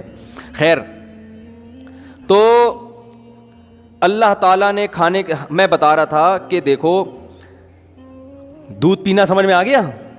تو میں یہ عرض کر رہا تھا کہ جو فطری چیزیں ہیں, نیچر ہے, وہ چینج نہیں ہوتی. اب بچوں کو بچوں جیسا ماحول چاہیے, اور بڑوں کو آج بھی کھجور بھی چاہیے, دودھ بھی چاہیے, اناج بھی چاہیے. برگر بیڑا غرق کر دے گا اس اناج کا. جس کنڈیشن میں, جس فارم میں اللہ نے دیا ہے نا, اسی فارم میں کھانا پڑے گا آپ کو. تو آپ دودھ اگر چاہتے ہو نا فائدہ اٹھاؤ تو تازہ دودھ پیو, لیکن اس ٹینشن میں لوگ پڑتے اس لیے نہیں ہے کہ اس کے لیے بھینس پالنی پڑتی ہے, یا بکری پالنی پڑتی ہے, یا اونٹنی پالنی پڑتی ہے, یا گائے پالنی پڑتی ہے. تو پال لو, کیا جا رہا ہے بھائی, صحت سے بڑھ کر کوئی چیز ہے. اتنا پیسہ تم نے بحریہ ٹاؤن میں لگا دیا پلاٹ لینے کے چکر میں. یار ایک چھوٹا سا کچا پلاٹ لیتے, ایک بندے کو اجرت پہ بھینس دے کے رکھتے کہ یار یہ ہمارے گھر کا تازہ دودھ بھینس سے آئے گا, جو بچے گا وہ بیچ دیں گے اور تیری اجرت بھی یہیں سے نکلے گی, جو بکے گا اسی سے تیری تنخواہ, یہ گوبر شوبر تو نے صاف کرنا ہے. تو اس میں کیا جا رہا ہے. لیکن اصل بات یہ کہ صحت کی فکر نہیں ہے, دل اٹکا ہوا ہے اس سریے میں جو آپ کے مکان میں ڈالا جائے گا. جو ہڈیوں میں سریا ڈالنا, جو دودھ جو ہے نا آپ کی ہڈیوں میں سریا پیدا کرتا ہے, وہ بالکل غافل ہو گئے ہیں اس سے. وہ سمجھ رہے ہم جیسے ہیں قیامت تک ایسے ہی رہیں گے. وہ جب بحریہ ٹاؤن میں آپ کا گھر تیار ہوگا نا, آپ کی ہڈیوں میں ٹک ٹک کی آوازیں آ رہی ہوں گی اس وقت. ایک صاحب میرے پاس آئے, کہہ رہے یار پتا اچھا بھلا تھا, میں پتہ نہیں اب سردے سے اٹھتا ہوں تو 2-3 ٹک کی آوازیں آتی ہیں. کہہ رہے پہلے تو میں ان کا یہ نہیں وہی کہنا چاہ رہے تھے, پہلے میں سمجھا دائیں بائیں سے کہیں سے آ رہی ہیں, تو پتہ چلا کہ اپنے گھٹنے سے آ رہی ہیں یہ. تو میں نے کہا بس اب ایک گھٹنے سے آئی ہیں, اب اس کو صحیح کرنے میں لگو گے تو تھوڑے دنوں میں دوسرے گھٹنے سے بھی ٹک کی آواز آنا شروع, اور پھر کمر سے بھی ٹکا ٹک کی آوازیں آنا شروع ہو جائیں گی. پھر میں نے کہا چیئر لا کے بیٹھ جاؤ گے تھوڑے دنوں میں یہاں پہ. تو وہی ہے, صحتوں کی ایسی کی تیسی کر کے چھوڑی ہوئی ہے, پھوڑتے جا رہے ہیں. خیر میں تو جلدی سے وہ موضوع کو سمیٹوں, کہاں چلے گئے ہم, لیکن موضوع بنا کے یہ باتیں ہوتی نہیں ہیں, گریوی میں آ جائیں تو اچھی ہوتی ہیں. خیر تو اللہ تعالیٰ نے کیا فرمایا, فذرنی ومن یکذب بہذا الحدیث, چھوڑ دو اس کو, مجھے اس کے ساتھ چھوڑ دو بس, کیونکہ میں نے اتنے دلائل قائم کر دیے. میں دودھ کی مثال دے رہا تھا کہ اس چارے کو آپ لے کے جاؤ جاپان کے سائنسدانوں سے, بولو کہ یار تیل کا ایک قطرہ نکال کے دکھاؤ, وہ کہے گا میرا تیل نکل جائے گا, اس سے تیل نہیں نکلے گا. تو اللہ فرماتے ہیں کہ تم اگر اللہ بادام کھلانے کا حکم دے دیتے بھینس کو, تو ہم کہتے ہیں اللہ پھر ہم خود ہی نہ کھا لیں, اتنی ٹینشن اور اتنا مہنگا بادام, تو دودھ کتنا مہنگا نکلے گا. تو اللہ نے فرمایا میں ایسا دودھ, ہاں تو یہ دودھ میں بتا رہا تھا بہت ٹائٹ چیز ہے, لیکن اب ٹائٹ کیوں نہیں ہو رہی, یہ فائدہ کیوں نہیں پہنچا رہا, وہ ہماری حماقتوں کی وجہ سے نہیں پہنچا رہا. تو اللہ فرماتے ہیں ایسی خاندانی چیز اس کے تھنوں سے نکالوں گا, کھلاؤ گے کیا, وہ چارہ جو کسی کام کا نہیں ہے. گندم کا دانہ تم لے لو گے, چھلکا جو تمہارے کام کا ہے ہی نہیں, وہ کس کو کھلانا, اس بھینس کو کھلانا. بھوسی ٹکڑے کھلانا, جو گھر میں بچی ہوئی روٹیاں نہیں ہوتی جو پھینک دیتے ہیں لوگ, کسی کے کھانے کی نہیں ہوتی, وہ بھوسی ٹکڑے اس کو کھلانا. اچھا یہ بات بتا دوں, کراچی کا جو بھینس کا دودھ ہے نا وہ بڑا خاندانی ہے. پنجاب کی بہت سی چیزیں اچھی ہیں, دودھ پنجاب کا مزیدار نہیں ہے. پنجاب والے حضرات معذرت کے ساتھ, یہ بہت لوگوں نے تجربہ کیا ہے. کراچی میں جو بھینسوں کا دودھ ہے جو گوالوں سے ہو کے آتا ہے, اس میں جو خوشبو آپ کو ملے گی تجربہ یہ کیا ہے اکثر پنجاب میں دودھ میں وہ خوشبو نہیں ہے. وجہ اس کی یہ کہ یہاں باقاعدہ یہ بزنس ہے بہت بڑا, کیونکہ یہاں بھینسیں یہاں کی تو ہیں نہیں, تو ساری وہاں سے لائی جاتی ہیں. تو یہ لوگ بھینسوں کو کھلاتے ہیں, گھاس پھوس کراچی میں ہے نہیں, تو ان کو خوراک بڑی خاندانی کھلائی جاتی ہے, چنے کے دانے, اٹی مٹی, پتہ نہیں کیا کیا ان کی اصطلاحات ہیں, اور روٹیاں, اور اس کے اتنے پروٹین اس کو ملتے ہیں کہ دودھ بڑا خوشبودار پیدا ہوتا ہے. جبکہ پنجاب میں جو بھینسیں ہیں وہ گھاس پہ پلتی ہیں, گھاس کے علاوہ دوسری کوئی چیز زیادہ کھانے کو ان کو, جو کھیتوں میں چرنے والی ہو سکتا ہے جو باندھ کے کھلاتے ہیں وہ بھی ویسے ہی ہو. تو اس لیے دونوں دودھوں کے ذائقے میں بڑا فرق ہے. تو اور اتنی موٹی ملائی آئے گی یہاں دودھ کے اوپر. تو پنجاب سر آنکھوں پہ ہر چیز میں آگے ہے, یعنی خوراک کے معاملے میں. لیکن بھائی دودھ جس نے بھی تجربہ کیا ہے, جب بھینس کراچی میں آئے گی نا تو اس کو جو پروٹوکول ملتا ہے دودھ اسی حساب سے پھر وہ پیدا کرتی ہے, حالانکہ اس میں گوالے نے اپنا پروٹوکول بھی شامل کیا ہوا ہوتا ہے.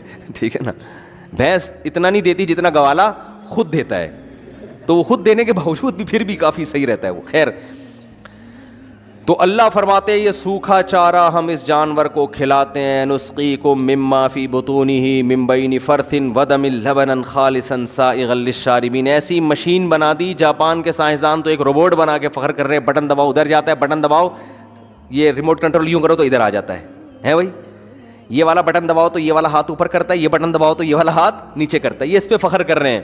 اللہ فرماتے ہیں اس بھینس میں ایسے سافٹ ویئر میں نے ڈال دیے ہیں, سوکھا چارہ کھلاتے ہو, اسی سوکھے چارے سے اس کا گوبر بنتا ہے. وہ گوبر کیا کرے گا, زمین میں جائے گا, زمین کی انرجی کو, طاقت کو بحال کرے گا تاکہ دوبارہ اس سے گھاس اور نباتات پیدا ہوں.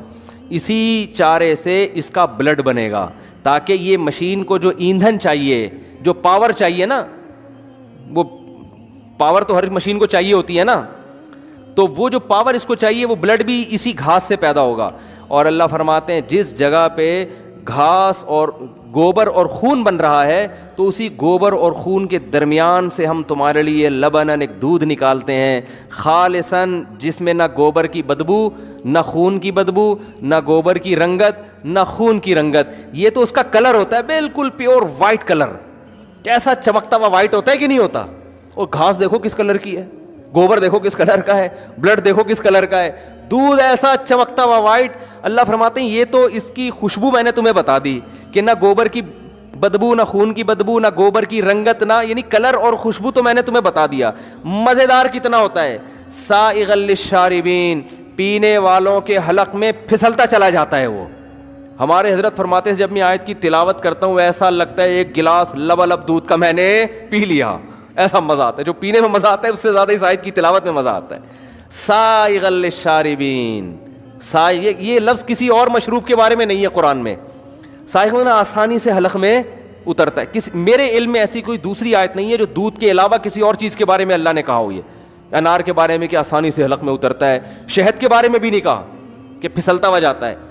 دودھ ایسی مزے کی چیز ہے جب پیو نا تو دل چاہتا ہے کھینچتے چلے جاؤ, لیکن بھوک میں پیتے نہیں نا, تو اس لیے وہ تو پراٹھے کھا کے پی رہے ہوتے ہیں نا, تو پھر پھسلتا نہیں ہے, پھر وہ ابلتا ہے. یار یہ کیا کر رہا ہے بھائی, کیوں لے جا رہا ہے مجھے, اتنا مزیدار. تو اللہ کہتے ہیں کہ نبی صلی اللہ علیہ وسلم سے فذرنی, آپ نے سمجھا دیا, اب بھی اگر یہ خدا کے منکر ہیں چھوڑ دیں مجھے. ومن یکذب بہ, میں حضرت موسیٰ اور فرعون کا بتا رہا تھا, تو اتنے دلائل اللہ نے قائم کر دی اپنے ہونے کے, پھر بھی جو بدبخت انسان ہے وہ کہتے ہیں نہیں اللہ مجھے آ کے اپنی زیارت کرائے میں دیکھوں.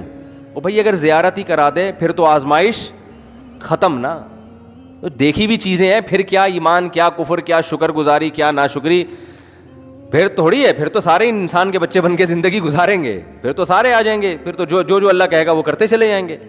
آزمائش تو یہ کہ نشانیاں دیکھ کر کس پر یقین کرو, اللہ پر, اپنے رب کو پہچانو. تو جو کام فرعون نے کیا تھا نا, حضرت موسیٰ نے دلائل کے انبار لگا دیے. فرعون کے پاس جب جواب نہیں بنا نا تو مذاق کیسے اڑایا اس نے, یا حامان ابن لی سرحن, اے میرے وزیر حامان, ابن لی سرحن, ایک مضبوط محل بنا بہت اونچا, لعلی اطلع الی الہ موسیٰ, اتنا اونچا ہونا چاہیے کہ اس کی چھت پہ چڑھ کر میں موسیٰ کے خدا کو دیکھنا چاہتا ہوں, مجھے نظر آ جائے گا. ابھی تو یہاں سے نظر نہیں آ رہا, شاید اوپر چڑھوں گا تو نظر آ جائے گا. قرآن کیا کہتا ہے, واستکبر ہوا وجنودہ, فرعون نے تکبر کیا, خدا کی آیات کا مذاق اڑایا. بھائی تو کچھ اور دلیل دے دے, کچھ اور بات کر لے. یہ کہ میں سوچتا ہوں, غور کرتا ہوں اس پہ, میں جو خدا کے منکر ہیں آپ کو ان کے ساتھ بٹھا کے مناظرہ کروا دیتا ہوں, یہ کہہ دے تو. یہ کیسی بات کر رہا ہے؟ یہ تو مذاق اڑانے والی بات ہو گئی نا. اللہ فرماتے ہیں جب یہاں تک آئے نا فرعون کہ میں سیڑھیاں, کبھی کہہ رہے سیڑھیاں لگاؤ میں چڑھ کے دیکھوں گا آسمانوں پہ خدا کو, تو اللہ فرماتے ہیں فرعون نے تکبر کیا. وَظَنُّوا أَنَّهُمْ إِلَيْنَا لَا يَرْجِعُونَ, اور یہ سمجھا کہ فرعون کو ہمارے پاس آ کے ان باتوں کا جواب نہیں دینا. اس خوش فہمی میں مبتلا ہو گیا. وہ سمجھ رہا تھا کہ کوئی ان باتوں کو سننے والا نہیں ہے, بس ایسے ہی میں مصر کا بادشاہ ہوں تو بس میں ہی سب کچھ ہوں. وَاسْتَكْبَرَ هُوَ وَجُنُودُهُ فِي الْأَرْضِ بِغَيْرِ الْحَقِّ, ناحق تکبر کیا اس نے بھی اور اس کے لشکر نے بھی, اس کے وزیر حامان نے بھی. جو ماتحت ہوتے ہیں نا حکومتوں کے, ظالموں کے, وہ بھی اپنے مقتداؤں کے ساتھ اسی جہنم کی آگ میں جائیں گے. تبھی قرآن کہتا ہے کہ اوردہم النار, فرعون اپنی قوم سمیت جہنم کی آگ میں داخل ہوگا. اپنی قوم کو بھی اس نے آگ میں, اوردہم آگ میں ڈلوائے گا ان کو, یعنی مروا دیا اس نے اپنی قوم کو بھی. تو اس لیے بار بار علماء کہتے ہیں کہ اپنے بڑے کی وجہ سے حق کے راستے کو کبھی بھی نہیں چھوڑو. بڑے کون ہوتے ہیں؟ سیاسی لیڈر. آج کل لوگ اپنے سیاسی لیڈر کی وجہ سے حق بات نہیں کرتے. یہ جرم بہت ہو رہا ہے معاشرے میں. آپ کا سیاسی لیڈر کتنا ہی غلط کرے اس کی ہر غلطی ٹھیک ہے, آپ کے جو اپوزیشن کا لیڈر ہے وہ کتنا ہی صحیح کرے اس کا ہر صحیح کام کیا ہے؟ غلط ہے. یہ ہر سیاسی جماعت میں چل رہا ہے. تو یاد رکھو جب اللہ آپ کے سیاسی لیڈر کو اس کی غلطیوں پہ پکڑے گا نا قیامت کے دن, تو اللہ آپ کو بھی پکڑے گا جو اس کی طرف سے غلط سلط تعویلات کرتے تھے اس کی چمچا گیری میں. بہت مشکل ہے بات سمجھانا. اور کسی کے صحیح یا غلط, کسی کی غلطی یا صحیح کا فیصلہ اس لیے نہیں کیا جاتا, اس سے نہیں کیا جاتا کہ یہ کیسا ہے, اس سے کیا جاتا ہے کہ اس کا یہ عمل کیسا ہے. یہ ہمارے ایک بہت بڑا فالٹ ہے کہ یہ بندہ ٹھیک نہیں ہے تو اب اس کا جو بھی کام ہوگا وہ کیا ہوگا؟ خراب ہوگا. اور یہ بندہ چونکہ صحیح ہے, آپ کے خیال میں صحیح ہے, تو اب یہ ہر الٹا کام بھی کیا کر رہا ہوگا؟ صحیح کر رہا ہوگا. یہ مارکیٹ میں ہول سیل کے حساب سے یہ بیماری چل رہی ہے. تو اپنے سیاسی لیڈروں کا نا اتنا دفاع کرو جتنا افورڈ کر سکو. بات آ رہی ہے سمجھ میں؟ یہ سوچ لیا کرو قیامت کے دن جب اللہ پوچھے گا کہ تم نے جس کو ووٹ دیا تھا, تم جس کی سیاسی تنظیم میں تھے, جب وہ یہ قانون پاس کر رہا تھا یا یہ الٹا کام کر رہا تھا یا حکومت سے یہ غلط مطالبہ کر رہا تھا یا اپنی ہر غلطی کو صحیح کر رہا تھا, تو تم نے یہ سوچا تھا کہ یہ صحیح کر رہا ہے یا غلط کر رہا ہے, اور مجھے اللہ کے سامنے اس کا حساب دینا ہے کہ اللہ جب مجھ سے پوچھے گا, تو یہ سوچے سمجھے بغیر آپ جو کیے جا رہے ہو نا, یہ بڑے لیڈر ہی آپ کو مروا دیں گے قیامت کے دن, ٹھیک ہے نا, بولیں گے. اور قرآن میں جگہ جگہ آتا ہے کہ جو بڑے ہوں گے چھوٹے برات کا اعلان کریں گے کہ ہم تو تمہاری چمچا گیری میں اور تمہیں لیڈر مان کے یہ سب کچھ کر رہے تھے, آج تم ہمیں اللہ کے عذاب سے بچاؤ, تمہاری وجہ سے برباد ہوئے ہیں. تو وہ جواب میں کہیں گے کہ ہم تمہیں جب بچا سکتے جب ہم خود تو بچتے, ہم جو خود نہیں بچ رہا وہ دوسروں کو کہاں سے بچائے گا. تو اس لیے بھائی ان اپنے لیڈروں کا دفاع اتنا کرو جتنا افورڈ. وہ مجھے بچپن کا ایک لطیفہ یاد آ گیا, ایک مزاحیہ. ہم تو بچپن میں نا آڈیو کیسٹیں بھی مزاحیہ سنا کرتے تھے, تو اور وہ کچھ ویڈیو بھی آج کل بھی آ جاتے ہیں وہ یوٹیوب پہ. تو ایک آدمی کو عادت تھی کہ وہ بھولنے کی نا, تو بھولے سے پتہ نہیں کیا کیا کر رہا ہوتا تھا. تو کسی نے کہا کہ تو کبھی بھولے سے اپنی بیوی کو بہن سمجھا ہے؟ اتنے بڑی بڑی چیزیں بھولتا ہے. کہہ رہے ہم اتنا بھولتے ہیں جتنا افورڈ کر سکیں. اتنا ہی بھولتے ہیں جتنا افورڈ کر سکیں. تو جو گھنے ہوتے ہیں نا آج کل بے وقوف, وہ بھی اتنے ہی بے وقوف ہوتے ہیں جتنا کیا کر سکیں؟ افورڈ. لیکن اپنے سیاسی لیڈروں کے بارے میں اتنی تعویلات کر رہے ہوتے ہیں کہ ان کو پتہ ہے کہ قیامت کے دن ہم یہ افورڈ نہیں کر سکتے. تو اپنے لوگوں کا اتنا دفاع کیا کرو جتنا برداشت ہو جائے. بسوں کے پیچھے بار بار بتاتا ہوں لکھا ہوتا ہے تب پڑھے تو پاس کر ورنہ کیا کر, ورنہ برداشت کر. یہ بہت اہم پوائنٹ کی بات لکھی ہوتی ہے اس میں. یہ آپ سمجھ رہے ہیں صرف یہ میرے بارے میں لکھی ہے کہ اوورٹیک نہ کروں. یہ ایک اصول اور ضابطہ اس ٹرک ڈرائیور نے بتا دیا قیامت تک کے لیے کہ بھائی اتنا کام کرو جتنا برداشت کر سکتے ہو. تو خیر, تو فرعون نے کیا کہا کہ عمارت بناؤ میں چڑھ کے دیکھوں گا خدا مجھے نظر آئے. تو اللہ فرماتے ہیں تکبر کیا. موسیٰ دلائل دے رہے ہیں احسن کل شیء خلقہ ثم ہدی, ہر چیز کو بہترین انداز سے کس نے بنایا ہے. یہ چیزیں آٹومیٹیکلی بنی ہوتی ہیں تو اتنی بہترین انداز سے تھوڑی بنتی. پھر ہر چیز کو نیچر کے راستے پہ چلا دیا, آسمان سے بارشیں برسا رہا ہے, مٹی سے انسان کو بنا دیا, سارے تصرفات کیسے مٹی سے کھلونے بنائے ہیں, اسی مٹی سے خربوزے بن رہے ہیں. زمین میں دیکھو کچھ نظر آتا ہے, انار انگور خربوزہ کچھ بھی نہیں ہے, اسی مٹی سے حضرت انسان بن رہا ہے, اسی مٹی سے مرد بن رہا ہے, اسی مٹی سے عورت بن رہی ہے, اسی مٹی سے انار بن رہا ہے, اسی مٹی سے انگور بن رہا ہے, اسی مٹی سے ہم تو مٹی سے ٹینی نانا والی گاڑیاں بناتے تھے, اس کے علاوہ ہم کچھ بھی نہیں بنا سکتے تھے. خدا اس مٹی سے آم بھی بنا دیتا ہے, خدا اس مٹی سے خربوزے بنا دیتا ہے, خدا اس مٹی سے کھجوریں بنا دیتا ہے, خدا اس مٹی سے انسان بناتا ہے, اس مٹی سے شیر بنایا, گدھا بنایا, کتے بنائے, بلیاں بنائیں, ساری چیزیں اسی مٹی سے بنا کے اور زمین میں پھیلا دی. کیا کچھ نہیں بن رہا, اور پھر دوبارہ مٹی کر دیتا ہے تھوڑے دنوں میں مار کے, دوبارہ وہ کیا بن جاتی ہیں, مٹی. کیا یہ آٹومیٹیکلی ممکن نہیں ہے. تو اللہ کہتے ہیں کہ میں نے اتنے دلائل دے دیے ہیں, اب بھی ان کی سمجھ میں نہیں آ رہا. فذرنی, اے محمد صلی اللہ علیہ وسلم آپ ٹینشن نہ لیں, چھوڑ دیں میرے حال پہ, اور مجھے اس کے ساتھ میں نمٹ لوں گا. آپ کا کام ہے تبلیغ, آپ اس کی سمجھ میں نہیں آ رہا کسی اور کو سمجھائیں. ان نفعت الذکری سیذکر من یخشی, جس کے دل میں خوف ہوگا وہ ضرور آپ سے نصیحت حاصل کرے گا.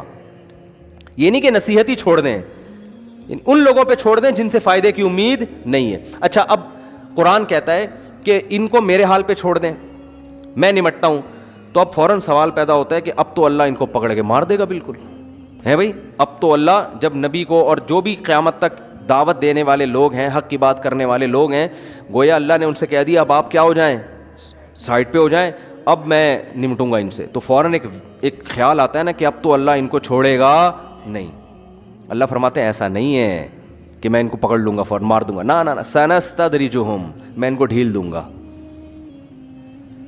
اتنے دلائل قائم کرنے کے بعد بھی سمجھ میں نہیں آ رہا, تو اب میں ان کو کیا دوں گا, ڈھیل. کھاؤ پیو موج مستی کرو, کوئی بات نہیں, کیونکہ دنیا دارالامتحان ہے, دارالجزا نہیں. جیسے آپ ایگزامینیشن ہال میں بیٹھے ہو, پیپر حل ہی نہیں کر رہے, ایگزامینر آپ کے کان میں آ کے کہتا ہے بھائی کیا کر رہا ہے یار, آپ کو شاید بھول گئے ہوگے, پیپر کا ٹائم شروع نہیں ہوا, وہ سمجھتا ہے شاید غلط فہمی ہوئی, یاد دہانی کرائے گا بھائی ٹائم شروع ہو گیا پیپر, اگر آپ کو پیپر نہیں ملا تو میں لا کے دے دیتا ہوں. وہ اس طرح سے نصیحتیں کرے گا نا.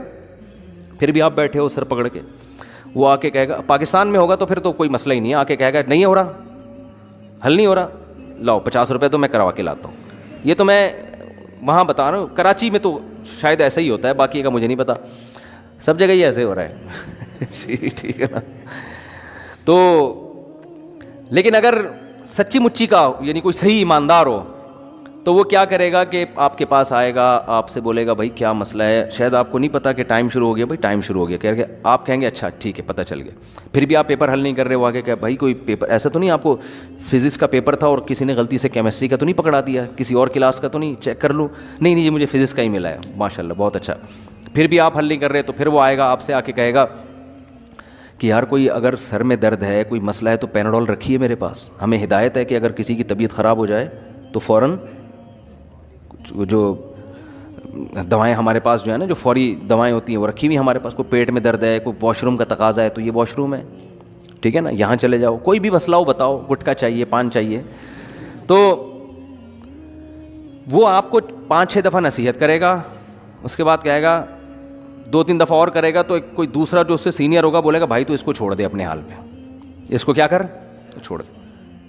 اور جو پیپر چیک کرنے والا اگر وہاں کھڑا ہوگا نا, وہ کہے گا کہ اس کو چھوڑ دے, میں اس سے خود ہی نمٹ لوں گا, تیرا کام کیا ہو گیا, ختم. پیپر میرے پاس آئے گا, کچھ بھی نہیں لکھا ہوگا تو فیل کر دوں گا. تو اب وہ جو یہ کہے گا نا کہ مجھے اس کے ساتھ چھوڑ دے, تو یہ نہیں ہے کہ چھوڑ دے کا مطلب میں جاؤں گا ابھی پیپر پھاڑوں گا, تھپڑ لگا کے اس ایگزامینیشن ہال سے ٹھڈے مار مار کے باہر نکالوں گا اور اس کو برا بلا کہوں گا ایسی کی تیسی, تو یہ کیا کر رہا ہے, تو شرم نہیں آتی, تو آیا کیوں ہے جب تیرے کو پرچہ ہی نہیں آتا, اور تو بے وقوف آدمی, اپنے باپ کا بھی پیسہ ضائع کیا, اپنی ماں کا بھی پیسہ ضائع کیا, تو نے ماں کی دعاؤں کی بھی جو ہے نا تو نے قدر نہیں کی. کچھ نہیں کرے گا وہ کہے گا بھائی کوئی اتنی بڑی پرابلم کی بات نہیں ہے, کچھ لوگ پاس ہوتے ہیں, کچھ کیا ہوتے ہیں, فیل ہوتے ہیں. تو ایگزامینر اگر زیادہ فری ہونے کی کوشش کرے گا نا, پھر بھی جا کے سمجھا رہا ہے, تو سینئر کیا کرے گا, بھائی اس کو, آپ کا یہ ہیڈ ایک نہیں ہے, آپ نے اپنا فرض ادا کر لیا, چھوڑ دو اس سے میں خود نمٹ لوں گا. تو یہاں نمٹنے کا مطلب یہ نہیں ہوتا کہ میں ابھی تھپڑ لگانا شروع کر دوں گا اس کو. نمٹنے کا مطلب ہوتا ہے یار تم نے سمجھا دیا, اب ٹینشن نہ لو, پیپر میرے پاس آئے گا, انڈا میں اس میں ڈال دوں گا. جیسے ایک طالب علم نے پرچہ حل کیا, سائنس کا پیپر تھا, استاد نے سوال پوچھا کہ ثابت کرو کہ دنیا گول ہے. بہت طریقوں سے ثابت ہوتا ہے کہ یار سورج مشرق سے نکل کے دوبارہ مشرق میں آ جاتا ہے, اس کا مطلب کیا ہے؟ بہت سارے طریقے ہیں نا, اس سے پتہ چل رہا ہے یار کچھ ہے, گولی لگ رہی ہے اس سے تو, ٹھیک ہے نا. سمندر پہ جب ہم دیکھتے ہیں تو تھوڑا سا ایسی کرو نظر آتی ہے, جہاز سے بھی, تو بہت سارے طریقے, اس کو آتا واتا کچھ تھا نہیں. تو اس نے جواب لکھا کہ چشمہ لگا کے دیکھو تو بھی زمین گول ہے, چشمہ اتار کے دیکھو تب بھی زمین گول ہے. کیونکہ بعض ایگزام جو ممتحن ہے نا وہ بالش کے حساب سے نمبر دیتے ہیں. ہم جب اسکول میں پڑھتے تھے یہ مشہور تھا, نہیں آتا تو وہ بالش کے حساب سے کہ لکھا کتنا ہے اس نے, ایک بالش کے 50 نمبر, 2 بالش کے, تو وہ پڑھتے ہی نہیں, ان کو آتا بھی نہیں. اور یہ سچی مچی کا واقعہ ہے. ہمارے ایک دوست کہتے ہیں کہ اسلامیات کے پیپر میں کچھ تاریخ, اسلامیات تھا یا پتہ نہیں معاشرتی علوم کا پیپر تھا, تو ایک سوال آیا کہ مشہور تاریخی شخصیات کے بارے میں نا, پاکستان کی کچھ مشہور, تو کسی ایک شخصیت پہ نوٹ لکھیں. کہہ رہے ہیں مجھے کوئی شخصیت وہی پتہ نہیں تھی, میں نے اپنے ابا کا نام ڈال دیا مولوی تمیز الدین, ان کے ابا کا نام تھا تمیز الدین.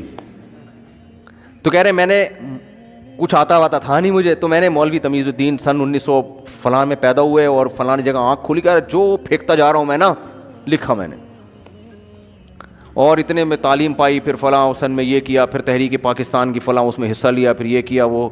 کہہ رہے پورے نمبر ملے ہیں مجھے, کیونکہ جو پیپر چیک کرنے والا تھا نا وہ سوچ رہا تھا یار یہ کوئی ہم سے بھی بڑا فنٹر ہے, یہ کوئی ہم سے بھی بڑا فنٹر ہے, کہ ہمیں جن شخصیات کا نہیں پتا اس کو, لیکن لکھا اتنے اسٹائل سے نا, ہوشیار تھا. تو وہ پتہ ہی وہ اس کا جس کے ساتھ یہ واقعہ ہوا نا, اس نے مجھے خود بتایا کہ میں اپنے ابا کا مولانا بھی خود ہی لگا دیا اس نے. اب کچھ تو لگانا پڑے گا نا, علامہ یا مولانا کچھ تو ہوگا نا, شخصیت ہے تو کچھ تو ہوں گے نا. تو ایسے کر کے کہہ رہے ہیں ہم نے پورا چھاپ دیا. تو بالش کے حساب سے 50 نمبر, یہ 100 نمبر ہو گئے, یہ 150 نمبر ہو گئے, اس طرح کا چل رہا ہوتا ہے بعض جگہوں پر حساب کتاب. تو خیر, تو کیا بات کر رہا تھا یار میں, کدھر سے کدھر آ گئی ہیں. ہاں تو میں عرض کر رہا تھا, تو اللہ نے بھی قرآن میں ہاں میں کہہ رہا تھا کہ وہ اس نے کہا کہ اب پیپر آتا نہیں ہے, اس نے کہا ثابت کرو زمین گول ہے. تو کہہ رہا ہے چشمہ لگا کے دیکھو زمین گول, چشمہ اتار کے دیکھو زمین گول, سائڈ سے دیکھو زمین گول, سائڈ سے دیکھو زمین گول. اس کا خیال تھا کہ بالش کے حساب سے نمبر ملیں گے. تو اتنا مختلف طریقوں سے اس نے زمین کا گول ہونا ثابت کیا.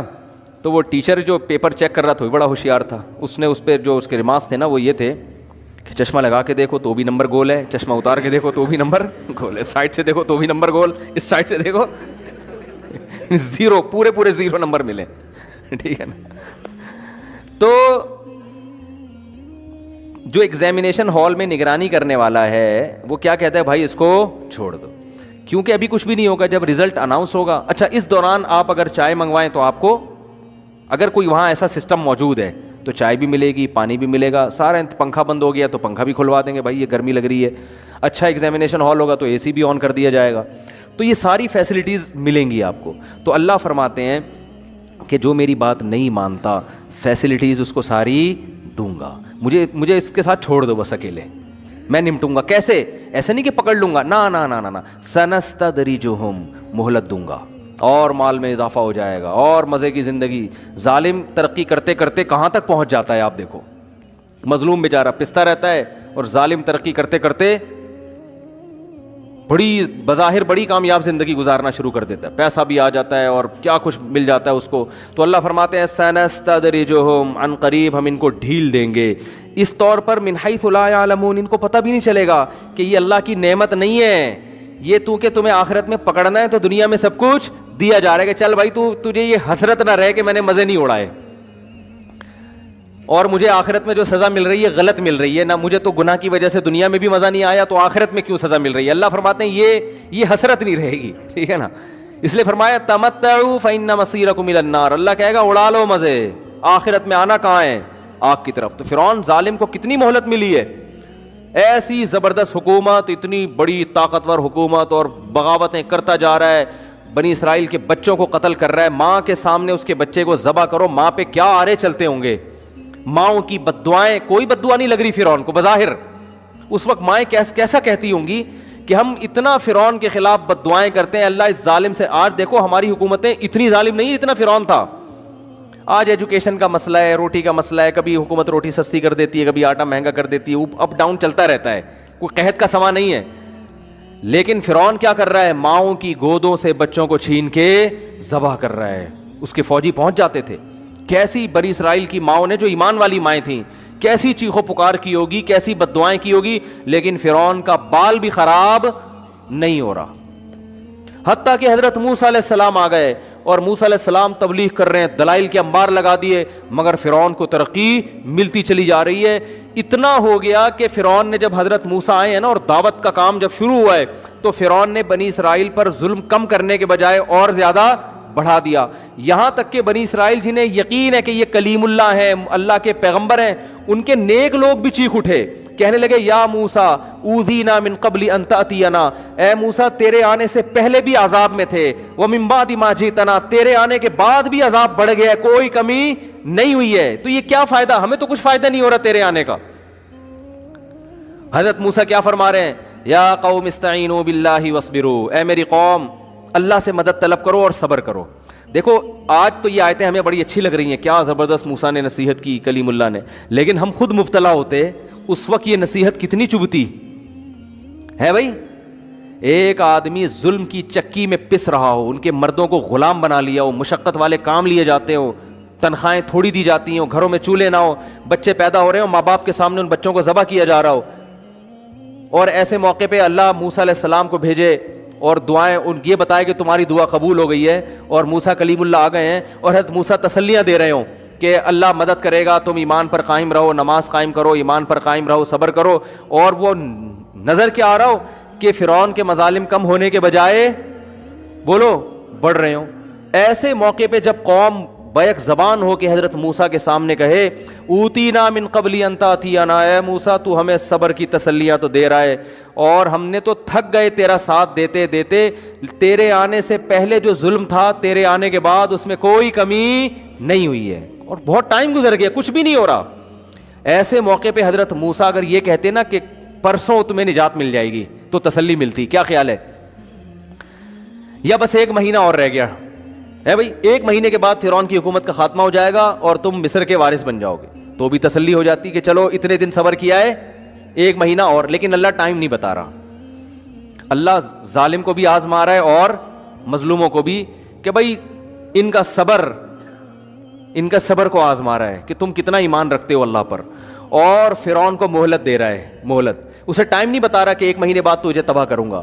فرعون کے سامنے یہ ہے کہ تیری تباہی کا بظاہر کوئی سامان بولو نہیں ہے, تجھے کچھ بھی نہیں ہوگا, کیونکہ یہ کمزور لوگ, ایک موسیٰ بھی کمزور, یہ بھی کمزور, موسیٰ بھی مسکین غریب. فرعون تو غربت کے تانے دیتا تھا موسیٰ علیہ السلام کو کہ میرے پاس تو سونے کے کنگن ہیں, ان کے پاس تو کچھ بھی نہیں ہے, میرے تو باغات ہیں, نہریں بہتی ہیں, ان کے پاس تو ایک بالش کی زمین نہیں ہے, بکریاں تو چراتے رہے ہیں مدین میں 10 سال, تب نکاح کیا ہے, کتنا بڑا مہر دیا, 10 سال بکریاں چرائی ہیں تو بیوی ملی ہے ان کو. اتنے غریب, اتنے مسکین ہے بھائی, کیونکہ پیسے ہی نہیں ہے جیب میں مہر دینے کے لیے. تو ان کی جو زوجہ تھی, ان کے والد نے کہا ٹھیک ہے میں اپنی بیٹی دے رہا ہوں اس شرط کے ساتھ کہ 10 سال بکریاں چراؤ. انہوں نے کہا ٹھیک ہے بھائی, اس کے علاوہ تو شادی کا کوئی اور طریقہ میرے پاس ہے نہیں, بزبان حال یہی کہہ رہے ہیں نا, تو چلو بکریاں چرائیں گے. فرعون غربت کے تانے دے رہا ہے, بکریوں کے تانے دے رہا ہے, اور غلام قوم ہونے کے تانے دے رہا ہے, اور یہ بھی تانے دے رہا ہے الم نربک فینا ولیدا ولبثت فینا من عمرک سنین. اے موسیٰ تو تو میرے محل میں پل کے جوان ہوا ہے بھائی, تو تو میرے محل میں میرے رزق سے جوان ہوا ہے. تو حضرت موسیٰ ہر دلیل کا جواب دے رہے ہیں, تلک نعمت تمنھا علی ان عبدت بنی اسرائیل. اے فرعون تو اپنا یہ احسان تو بتا رہا ہے کہ میں تیرے محل میں پلا ہوں, تو ساتھ ساتھ یہ بھی بتا کہ تو میری قوم کو کیسے تو نے غلام بنا کے رکھا ہوا ہے. وہ ظلم بھی تو ہے نا, اس کو پلس مائنس کر تو پتہ چلے گا احسان کتنا ہے اور ظلم کتنا ہے. اگر اپنے احسان بتا رہا ہے تو اس ظلم کو بھی تو بتا نا. تو یہ کیا بات ہے, ایک ہی چیز کو بتا رہا ہے, اور جو سالوں سے جو ظلم ڈھاتا آ رہا ہے اس کا بھی تو تذکرہ کر. بچوں کو ذبح کر رہا ہے, عورتوں کو غلام بنا رہا ہے, اور مردوں کو غلام بنا رہا ہے, یہ کیا کر رہا ہے تو, ہر بات کا جواب. لیکن پلڑا فرعون کے حق میں جا رہا ہے سارا. بظاہر جو کامیابی کے نقشے وہ کس کے حق میں ہیں. کوئی اگر وہاں جا کے سروے کرے, کوئی گورا جائے اور رپورٹ بنا کے پیش کرے, جو بھی ان کی رپورٹ کا طریقہ ہے نا, تو وہ رپورٹ پیش کرے گا کہ ایک شخص نے پیغمبر ہونے کا دعویٰ کیا, غریب ہے, مسکین ہے, وہ اتنے سالوں سے محنت کر رہا ہے, بھرپور معجزے دکھا دیے اس نے, جادوگروں سے کو مقابلے میں ہرا دیا, اتنا کچھ کرنے کے بعد بھی اس کے حق میں کوئی نتیجہ برآمد نہیں ہو رہا, اور سارا جو فائدہ ہے وہ کس کو جا رہا ہے, فرعون کو, کیونکہ اس کو ظلم کا موقع بھی مل رہا ہے. پہلے تو فرعون کی قوم کچھ تھوڑا سا تردد کرتی ہوگی نا بنی اسرائیل کو قتل کرنے میں. انسان تو بہرحال دل تو ہوتا ہے نا انسانوں کے سیلوں میں. اب تو فرعون اپنی قوم کو بار بار مشورے دے رہا ہے کہ اگر ہم ان دونوں کو چھوڑ دیا نا یہ ہمیں یہاں سے نکال دیں گے, اب تو بغاوت کا مقدمہ چلا کے ان کو مارو. بات آ رہی ہے سمجھ میں؟ دیکھو جیسے امریکہ نے افغانستان پر حملہ اگر ایسے ہی کر دیتا ہوتا, ورلڈ ٹریڈ سینٹر گر گیا تو امریکہ کو کیا مل گیا؟ پوری دنیا کو ساتھ لے لیا کہ بھئی دیکھو اب تو میرے پاس جواز ہے. تو جواز تو کوئی مل جاتا ہے نا. تو فرعون کو اب مل گیا کیا؟ جواز, کہ بھئی میں تو پہلے ہی کہہ رہا تھا یہ تو مجھے خدا نہیں مان رہے, یہ تو اپنے مذہب میں لانے کی کوشش کر رہے ہیں ہم کو, تو یہ تو بغاوت ہو رہی ہے ایک طرح کی. حالانکہ حضرت موسیٰ نے نہ تلوار اٹھائی نہ کوئی بم تھا ان کے پاس, وہ بیچارے اپنی قوم کے بچوں کو قتل ہونے سے نہیں بچا سکتے تھے, وہ فرعون کی حکومت کا تختہ کہاں سے الٹتے, وہ بغاوت کہاں سے کرتے. لیکن فرعون کو ظلم کا موقع مل گیا اور اس کی قوم کو بھی, اور ظلم بڑھتے چلے جا رہے ہیں.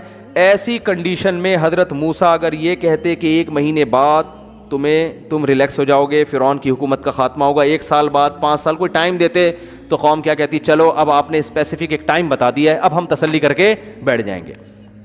نہ حضرت موسیٰ بھی مبہم بات کر رہے ہیں, بھائی مجھے نہیں پتا یہ صبر کب تک چلے گا. بس اللہ نے کہا ہے کہ کامیابی تمہارے قدم چومے گی, اور فرعون کو اللہ ناکام کرے گا. تو اپنی قوم سے کہہ رہے ہیں استعینوا باللہ واصبروا. جب قوم شکایت لے کر آئی نا, اے موسیٰ آپ کے آنے سے پہلے بھی درد میں, آپ کے آنے کے بعد بھی تکلیف میں, کوئی فائدہ نہیں ہو رہا, تو کیا کہہ رہے ہیں, استعینوا باللہ واصبروا, اللہ سے مدد طلب کرتے رہو, اور کیا کرتے رہو, صبر. تو میں یہ عرض کر رہا تھا اس موقع پہ یہ نصیحت انسان کو کھلتی ہے کہ یار کوئی بات, ہمیں کوئی اس طرح کی نصیحت کرے, ہم کہیں بھائی کوئی بات کر بھائی تو, کوئی عام آدمی اگر نصیحت کرے تو ہم کیا کہیں گے, او بھائی کوئی ٹائم بتا, کوئی 1 سال 1.5 سال, جیسے قرضہ لینے جاؤ نا وہ کہہ رہے پھر میں دے دوں گا آپ بے فکر رہیں, تو آپ بولے ٹائم بتا بھائی کب دے گا واپس, ہے بھائی 1 سال 1 سال 2 سال 1 مہینہ 2 مہینے ٹائم بتاؤ بس دے دوں گا, یہ کیا ہو گیا, ایسے تھوڑی ہوتا ہے. لیکن حضرت موسیٰ ایسے ہی نصیحت کر رہے ہیں, استعینوا باللہ, تمہاری ذمہ داری ہے اللہ سے مدد طلب کرنا, دعائیں مانگنا اور صبر کرنا. جو اللہ کا کام ہے وہ کون کرے گا, اللہ, وہ اللہ پہ چھوڑ دو, پستے رہو, کوئی بات نہیں, مانگتے رہو, پستے رہو, صبر کرتے رہو. تو آگے حضرت موسیٰ نے دلیل کیا دی ہے. اب یہ مبہم کلام ہے نا, کب تک صبر کریں, گویا اس میں یہ بھی وہم ہو رہا ہے کہ معاذ اللہ نقل کفر, آپ ہمیں ویسے ہی معاذ اللہ بہلا رہے ہیں, ہمیں بہلانے کے لیے بھی کہہ دی جاتی ہے نا. تو حضرت موسیٰ نے دلیل دی, فرمایا ان الارض للہ, زمین کا مالک کون ہے, اللہ ہے. زمین کا مالک فرعون نہیں ہے, یہ زمین پہ اصل حکومت خدا کی ہے, خدا سے تھوڑی لڑ سکتا ہے کوئی. ان الارض للہ, زمین کا مالک اللہ ہے. یورثھا من یشاء من عبادی, اپنے بندوں میں سے جس کو چاہتا ہے اس کا مالک بناتا ہے. یعنی بتا دیا میں بس اللہ کے بارے میں یہ جانتا ہوں کہ یہ سب اختیارات کس کے ہیں, اللہ کے. اگر آپ وہ اللہ فرعون کی حکومت ختم نہیں کر رہا تو اس کا مطلب یہ نہیں ہے کہ وہ کر نہیں سکتا, اس میں اس کی کوئی حکمت ہے جو ہماری سمجھ میں نہیں آ رہی. ہم بندے ہیں, ہمارا کام صبر اور اللہ سے دعا. پھر بھی وہ اگر حکومت ختم نہیں کر رہا تو وہ اس کی مرضی ہے, اس لیے نہیں کر رہا کہ اس کے پاس طاقت نہیں ہے, کوئی مصلحت ہے, کیونکہ زمین کا مالک کون ہے, اللہ. قرآن کہتا ہے پھر جب, اب دیکھو آخر وقت تک بنی اسرائیل کو آزمایا گیا ہے, اینڈ تک بالکل, یہاں تک کہ حضرت موسیٰ نے اللہ کے حکم سے راتوں رات قوم کو خبر دی مصر کو چھوڑ کے نکل جاؤ. تو قوم کو اب تسلی ہوئی نا کہ اب اللہ کی مدد آ رہی ہے, اب ہم مصر سے بھاگنے میں کامیاب ہو جائیں گے اور ہم پھر کسی ایسی جگہ پہ جا کے بسیں گے جہاں فرعون کی حکومت بولو نہیں ہے. اب تسلی کی بات کی نا حضرت موسیٰ نے, گویا پہلی دفعہ کوئی, یعنی ایسی تسلی کی بات جو کوئی, جس میں کوئی عمل بھی ہو رہا ہو, یعنی جس سے پریکٹیکلی تسلی بھی ہو رہی ہو. تو حضرت موسیٰ نے اللہ کے حکم پہ قوم سے کہا کہ راتوں رات مصر چھوڑ کے نکل جاؤ, اللہ مدد کرے گا.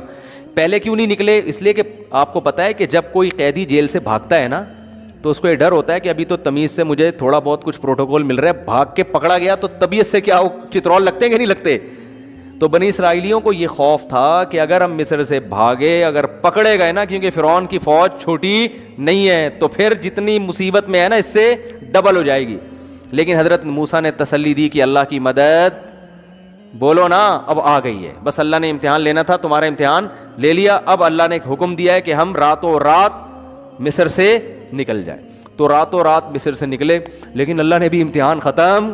یہ دیکھو وہ قوم گزر گئی, یہ قرآن میں واقعات ہمیں سمجھانے کے لیے ہیں کہ تم جو بیٹھے بیٹھے چاہتے ہو نا کہ میں 5 نمازیں پڑھوں اور ادھر سے رزق کے دروازے کھل جائیں اور ادھر سے یہ بھی ہو جائے, واپس بھی آ جائے, وہی واپس آ جائے, اور جو ہے یہ بھی صحیح ہو جائے, یہ بھی صحیح ہو جائے, اور ایک دم رزق میں برکت اور سب کچھ ایک دم, ڈپریشن ختم, اسٹریس ختم, اور بحریہ ٹاؤن میں 6 مکان بن گئے میرے, ہنسی خوشی زندگی گزرنا شروع ہو گئی.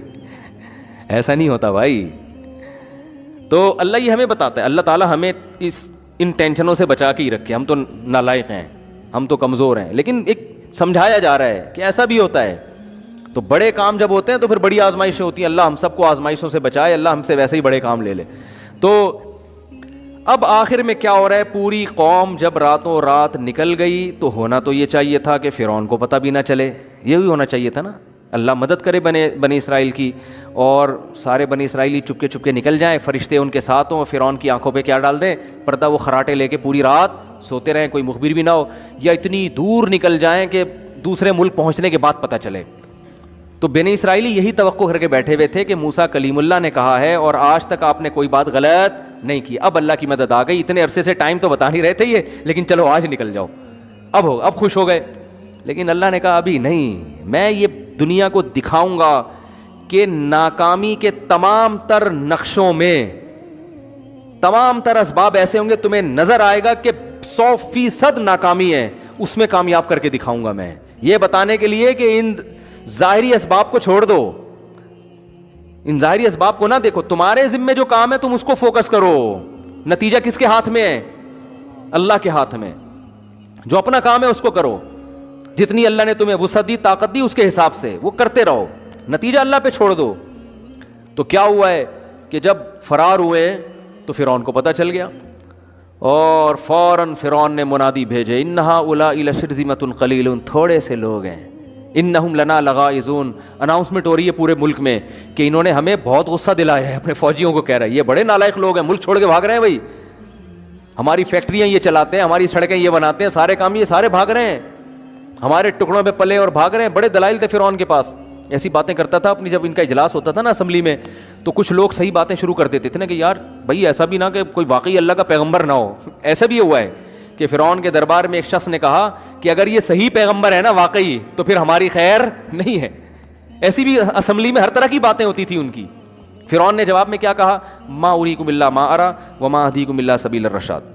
جب فرعون کی اسمبلی میں ایک شخص نے یہ بات کی نا, جو بعد میں مومن ہو گیا تھا اصل میں, لیکن ایمان چھپایا ہوا تھا اس نے, تو اس نے جب یہ کہا نا کہ بھائی دیکھو یہ سچی مچی کا پیغمبر بھی تو ہو سکتا ہے, اور یہ واقعی اللہ کا نمائندہ بھی تو ہو سکتا ہے. اگر یہ جو کچھ کہہ رہا ہے یہ وہ صحیح ہے, تو تم پہ وہی عذاب آئے گا جو قوم عاد اور قوم سمود پہ آیا تھا.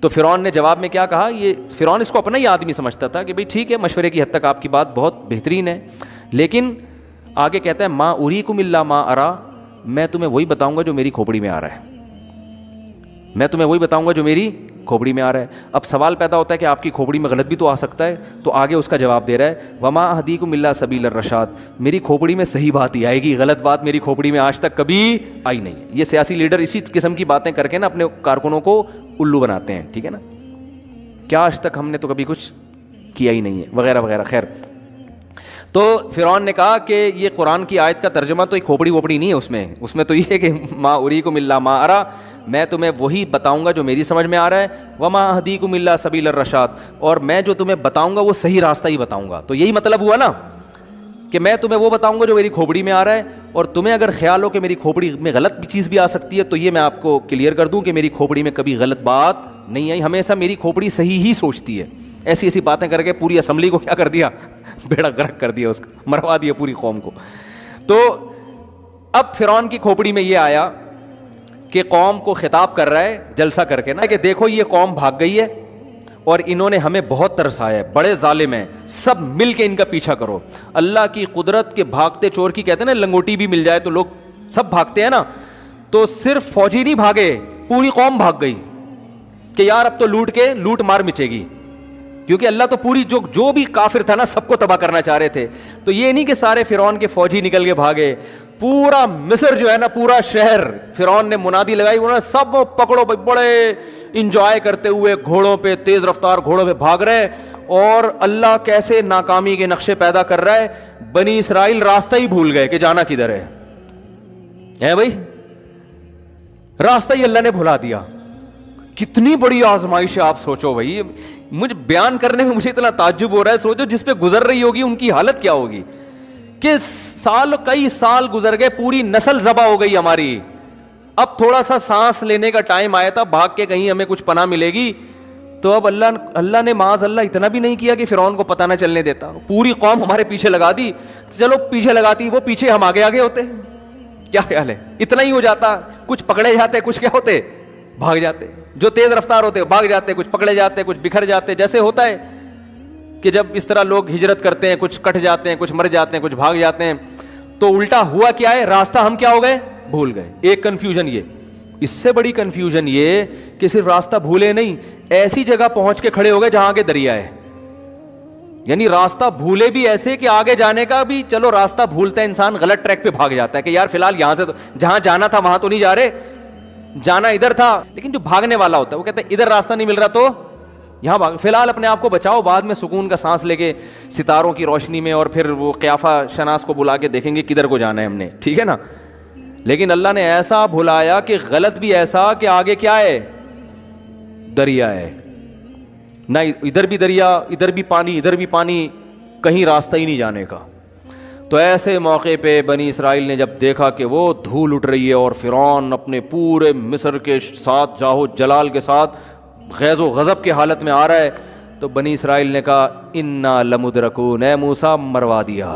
ٹھیک ہے نا, پکڑے. موسیٰ علیہ السلام کو تو نہیں کہا, مدرکون کا مطلب پکڑے گئے, مر گئے آج تو, گئے کام سے. جو تھوڑی بہت امیدیں رہ گئی تھی نا, کہ اتنے عرصے سے تو صبر ہی سنتے ہوئے آ رہے تھے کہ صبر کرو اللہ مدد کرے گا, صبر کرو اللہ مدد کرے گا, کب کرے گا یہ تو آپ ڈیٹ بتانے کے لیے تو آپ کسی قیمت پہ ایگری بھائی تھے ہی نہیں. لیکن ہم نے کہا بھائی آپ کے اتنے معجزے دیکھے اور بنی پیغمبر آتے رہے, ہم ایمان لے آئے آپ کے اوپر, تو چلو ہو جائے گی. اب سانس لیا, اب تو ایسا, اب تو آخری بس گئے. اور حضرت موسیٰ کو بھی نہیں پتا کہ ہوگا کیا ہے بھائی.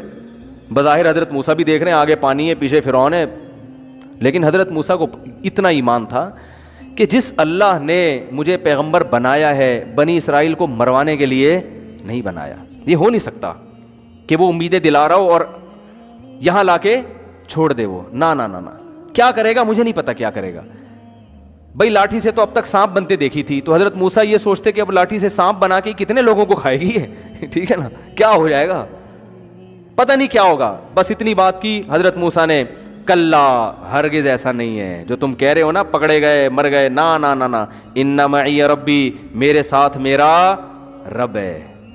دیکھو ہمارے نبی کو جب چاروں طرف سے گھیرا نا مشرکین مکہ نے غار میں, اندر حضرت ابو بکر بھی تھے اور نبی صلی اللہ علیہ وسلم بھی, چاروں, وہاں بھی یہی کنڈیشن تھی. تو حضرت ابو بکر نے فرمایا کہ پریشان ہو گئے حضرت ابو بکر, کیا اب تو پکڑے گئے ہم. تو اللہ نے, نبی نے کیا فرمایا, ان اللہ معنا, ہمارے ساتھ کون ہے, بولو اللہ ہے. وہاں یہ نہیں فرمایا میرے ساتھ, بلکہ کیا کہا, یعنی میری بھی مدد ہوگی اور آپ کی بھی. یہاں حضرت موسیٰ یہ نہیں کہہ رہے کہ ہمارے ساتھ اللہ ہے, کیا فرما رہے ہیں, میرے ساتھ اللہ ہے. تو بعض لوگوں نے تو اس سے حضرت موسیٰ کی توہین کی ہے کہ اپنے ساتھیوں کو بھول گیا, بس اپنی فکر لگی ہوئی ہے. یہ غلط ہے. حکیم الامہ حضرت مولانا شرف علی تھانوی نے اس کا خاندانی جواب دیا ہے. فرمایا کہ نبی نے معنا کا لفظ استعمال کیا کیونکہ ساتھ میں ابو بکر تھے جو ہر موقع پہ ساتھ دے رہے تھے, اور یہ نہیں کہا کہ پکڑے گئے, بلکہ غمزدہ ہوئے. اپنے سے زیادہ فکر کس کی ہو رہی ہے, نبی کی. ایسے جانثار ہیں, ہر موقع پہ اپنا سب کچھ قربان کر دیا تھا انہوں نے, اور ایک دفعہ بھی یہ نہیں کہا کہ مدد کب آئے گی, کوئی بس جیسے جیسے نبی کہہ رہے ہیں عمل کرتے چلے جاؤ بھائی. بس ان صبر توکل بہت اعلیٰ درجے کا. تو فرمایا وہاں صدیق تھے نبی کے ساتھ, اس لیے نبی کو پتا تھا کہ جو اللہ مجھے بچائے گا وہ میرے ساتھی کو اکیلا نہیں چھوڑے گا, کیونکہ ہم میں تو کوئی فرق ہی نہیں ہے دوستی میں, ہمیشہ آپ ساتھ دیا ہے, تو آج بھی اللہ ہم دونوں کا ساتھ دے گا, الگ الگ نہیں کرے گا. ادھر موسیٰ علیہ السلام یہ سوچ رہے تھے کہ اس قوم نے اتنے معجزے دیکھ لیے ہیں بھائی, اتنا کچھ ان کو دکھا دیا, اور لاٹھیوں کو سانپ بنتے دکھا دیا, یہ بھی دکھا دیا, فرعون پہ جوؤں کا عذاب دکھا دیا, مینڈکوں کا عذاب آیا, خون کا عذاب آیا, سب کچھ دکھا دیا. یہ نہیں سوچ رہے کہ جس اللہ نے اب تک بچا کے رکھا ہے وہ اب بھی بچا لے گا, بلکہ کہہ رہے پکڑے گئے تو عین ممکن ہے اللہ ان کو مروا دے اور مجھے کیا کرے. بولو بھائی, اللہ اس جملے کی وجہ سے ایسا نہ ہو کہ اللہ کہے کہ تم اس قابل ہی نہیں ہے کہ تمہیں بچایا جائے. ہے بھائی, تمہارے ساتھ موسیٰ ہے, وعدے ہیں, تم نے ان کو کلام دیکھا کہ وہ کوہ طور پہ اللہ سے ہم کلام ہوتے ہیں, ساری چیزیں دیکھ لی, کم وقت تو ابھی بھی کہہ رہے ہو کہ پکڑے گئے. بس چھوڑو, بچائے گا, کیسے بچائے گا, کون بچائے گا, وہ اللہ بچائے گا, اس کی مرضی. تو اس لیے حضرت موسیٰ کو یہ ڈر ہوا کہ مجھے تو بچائے گا, تمہارا کوئی بھروسہ نہیں ہے. تو اس لیے بنی اسرائیل نے کہا نا ہم سب پکڑے گئے, تو حضرت موسیٰ نے کلا ایسا ہرگز, ہم سب نہیں ہیں, ٹھیک ہے نا, ہم سب نہیں ہیں, مجھے اللہ بچائے گا, تمہارا نہیں پتا مجھے. تو پھر کیا ہوتا ہے, اللہ نے تو ان کو بھی بچانا تھا کیونکہ صبر انہوں نے بھی کیا تھا. تو اب جب موسیٰ علیہ السلام پریشان ہیں, ادھر ٹھاٹھے مارتا ہوا سمندر ہے, تو اللہ نے موسیٰ علیہ السلام کو فرمایا کہ آپ نے اس پانی پہ کیا کریں, لاٹھی کو ماریں. ادھر لاٹھی کو مارا ہے, فکان کل فرقن کالطود العظیم, پہاڑوں کی طرح پانی ٹھہر گیا. بہت زیادہ شور تھا نا دریا میں, بہت تیز دریا تھا, دونوں طرف موجیں آ کے نا ایسے پہاڑوں کی طرح کھڑی ہوتی جا رہی ہیں, پانی آگے ہاں نہیں رہا, درمیان میں خشک راستہ. اللہ فرماتے ہیں وجاوزنا ببنی اسرائیل البحر, حضرت موسیٰ نے حکم دیا اتر آؤ, پورے بنی اسرائیلی گزر گئے. جب انسان طاقت کے نشے میں ہوتا ہے نا تو پاگل ہو جاتا ہے. فرعون دیکھ رہا ہے اپنی آنکھوں سے کہ یہ ایک معجزہ ہے, یہ خدا کر سکتا ہے, یہ کوئی اور یہ کام نہیں کر سکتا, تو یہ خدا ان کے لیے کرے گا, میرے لیے کیوں کرے گا, میں نے تو آج تک خدا کی مانی نہیں ہے. لیکن طاقت کا نشہ, دولت کا نشہ انسان کو اندھا کر دیتا ہے, شہوت کا نشہ بھی اندھا کر دیتا ہے. شہوت میں آ کے لوگ زنا کر دیتے ہیں, یہ نہیں دیکھتے کہ اس کا انجام کیا ہونے والا ہے, تو یہ خواہشات نا اندھا کر دیتی ہیں. فرعون دیکھ رہا ہے بھائی یہ معجزہ ان کے لیے, میرے لیے کیوں ہوگا. جب بنی اسرائیلی نکل گئے نا سارے, تو فرعون جب کنارے پر پہنچا اس نے کہا اتارو فوجیں, اور وہ مسٹنڈے اپنے لیڈر سے وفا کی, انہوں نے قسمیں اٹھائی ہوئی تھیں. ان میں بھی کسی مسٹنڈے کو یہ خیال نہیں آیا کہ اب تک تو ہم نے اتنی چمچہ گیری کی ہے, اب اتنا بڑا معجزہ خدا نے دکھا دیا, تو بھائی یہ اس کی علامت ہے کہ اب فرعون کا ساتھ مت دو, اب یہ مروائے گا, بھاگو یہاں سے. وہ بھی انہوں نے بھی قسمیں اٹھائی ہوئی تھی کہ ہم نے بھی چمچہ گیری کی. یہ میں بار بار کیوں کہہ رہا ہوں, آج بھی سیم یہی پوزیشن ہے. آج بھی لوگ اپنے لیڈروں کی چمچہ گیری میں شریعت کو نظر انداز کر دیتے ہیں. تو وہ بھی چمچے سارے کے سارے اتر گئے. اور اللہ کی قدرت دیکھیں, اللہ نے پانی فوراً نہیں ملایا. اللہ نے کہا جب تک پہلا اور آخری آدمی دریا کے بیچ میں نہ پہنچ جائے نا, میں بھی دریا کو چلنے کا حکم نہیں دوں گا, سارے ہی مریں گے آج. یہ کیا معجزہ ہے. یہ بات تورات میں بھی ہے, اس واقعے کو عیسائی بھی مانتے ہیں, اس واقعے کو یہودی بھی مانتے ہیں, انگریز بھی مانتے ہیں, تاریخی کتابیں بھی مانتی ہیں کہ دنیا میں ایک واقعہ ہوا تھا. یہودی تو مانتے ہیں کیونکہ ان کے تو پیغمبر کے ساتھ یہ واقعہ ہوا ہے, عیسائی بھی مانتے ہیں, تو مسلمان بھی مانتے ہیں. تو یہ اتنا بڑا واقعہ ہوا, اور آج کو وہ مصر میں یہ ساری یادگاریں موجود ہیں. تو جیسے ہی اے ٹو زیڈ لوگ آئے ہیں, اللہ فرماتے ہیں ہم نے دریا کو حکم دیا اپنی اصل حالت پہ آ جا. کیا تباہ ہوئی ہے پوری قوم. اور دیکھو دلائل کہ اللہ نے انبار لگا دی ہے, مگر فرعون کی سمجھ میں نہیں آیا. اور قرآن کے الفاظ ہیں کہ جب غوطہ لگا ہے نا, اس کی موت سامنے نظر آئی ہے, تو فوراً چیخنے لگا آمنت انہ لا الہ الا الذی آمنت بہ بنو اسرائیل. حضرت موسیٰ تو شارٹ کلمہ پڑھوا رہے تھے اس سے, آج پوری ڈیٹیل سے کلمہ پڑھ رہا ہے وہ. حضرت موسیٰ نے کہا کہ بس یہ بول دے کہ اللہ میرا خدا ہے, اتنا لفظ بولے گا نجات ہو جائے گی. اللہ میرا رب ہے, معبود ہے. وہ کہہ رہا ہے نہیں, میں معبود ہوں, الہ کون ہے, میں ہوں. آج کیا رپورٹ پیش کر رہا ہے, ایک تو ضمیر شان, یہ نہیں کہا آمنت لا الہ الا اللہ, اتنا کہہ دیتا نا میں ایمان لایا اللہ کے سوا کوئی معبود نہیں ہے, نہ آمنت انہ, یہ ہو ضمیر شان کہلاتی ہے. اس کو ضمیر قصہ بھی کہتے ہیں. اس کا ترجمہ ہوتا ہے بات یہ ہے کہ, جب ہم کوئی بات کر رہے ہوتے ہیں نا, بھائی بات یہ ہے, سنو میری بات یہ ہے کہ, تو فرعون کلمہ پڑھنے سے پہلے کہہ رہے بات یہ ہے کہ, ایکچولی میں کچھ بات آپ سے کرنا چاہ رہا تھا. بات یہ ہے کہ اب یعنی مجھے غرق کیوں کر رہے ہو, سن تو لو, بات تو سنو, صحیح ہے نا. یہ بالکل اس کا صحیح ترجمہ ہوگا پراپر کہ بھی بات یہ ہے کہ لا الہ انہ, لا الہ کہ کوئی خدا نہیں ہے, الا اللہ نہیں کہا, کیونکہ اللہ میں ہو سکتا ہے کوئی کہے کہ تمہارا اللہ الگ ہے, موسیٰ کا اللہ الگ ہے, تو فرشتے کنفیوز ہو کے پھر نہ دوبارہ غوطہ دے دیں مجھے. تو فرشتوں کو پوری ڈیٹیل کے ساتھ سمجھا رہا ہے, لا الہ الا الذی, کوئی معبود نہیں ہے, میں بھی نہیں ہوں, الا الذی, ہاں وہی معبود ہے, آمنت بھی بنو اسرائیل, جس پر یہ جو غلام قوم ہے نا بنی اسرائیل, جس خدا کو مانتی ہے نا, میں بیعی نہیں ہوں, اسی خدا پر ایمان لاتا ہوں. اتنی ڈیٹیل کے ساتھ کلمہ میرا خیال ہے آج تک کسی نے نہیں پڑھا ہوگا, اتنی تفصیلی کلمہ کہ بات یہ ایکچولی لگا کے سارا کچھ جو ہے نا اس میں اللہ بچائے. میں تو ڈرتا ہوں ان آیات پر کہ ہمارے پاس فرعون جیسے وسائل نہیں ہیں, ورنہ ہم لوگ بھی فرعون سے کم نہیں. ہم جو گناہ کر رہے ہیں وہ کون سا چھوڑتے ہیں ہم, تو ایسا نہ ہو مرتے ہوئے ہماری بھی یہ کنڈیشن ہو. ہم کہہ رہے ہوں بات یہ ہے کہ آج میں یہ چھوڑنے کے لیے تیار ہوں, مجھے تھوڑی سی مہلت دے دو, یہ ہمارے اوپر بھی گزر سکتی ہے. تو کہہ رہے بات یہ ہے کہ میں اس خدا پر ایمان لایا ہوں جس پر بنی اسرائیل ایمان لائی تھی. تو قرآن کہتا ہے آنا, اب لا رہا ہے, وقت عصیت قبل, اس سے پہلے تو نافرمان رہا ہے. اللہ فرماتے ہیں عام کافروں کو ایک سزا ملتی ہے, تجھے 2 سزائیں ملیں گی. پہلی سزا تو یہ ملے گی الیوم ننجیک ببدنک, ایک تو جہنم کی آگ ہے جس میں صبح و شام جلایا جائے گا, جس کو برزخ کا عذاب کہا جاتا ہے. اور دوسری سزا یہ ملے گی ننجیک ببدنک, تیرے جسم کو میں محفوظ کر لوں گا. لتکون لمن خلفک آیا, بعد والوں کے لیے قیامت تک نشانی بنے گا. مصر میں جا کے لوگ تیری لاش دیکھ کے عبرت حاصل کریں گے. یہ ہے وہ جس نے زمین میں بڑی چودراہٹ دکھائی تھی اور کہتا تھا مجھے ذرا سیڑھیاں لگا کے دیکھو میں اپنے خدا کو.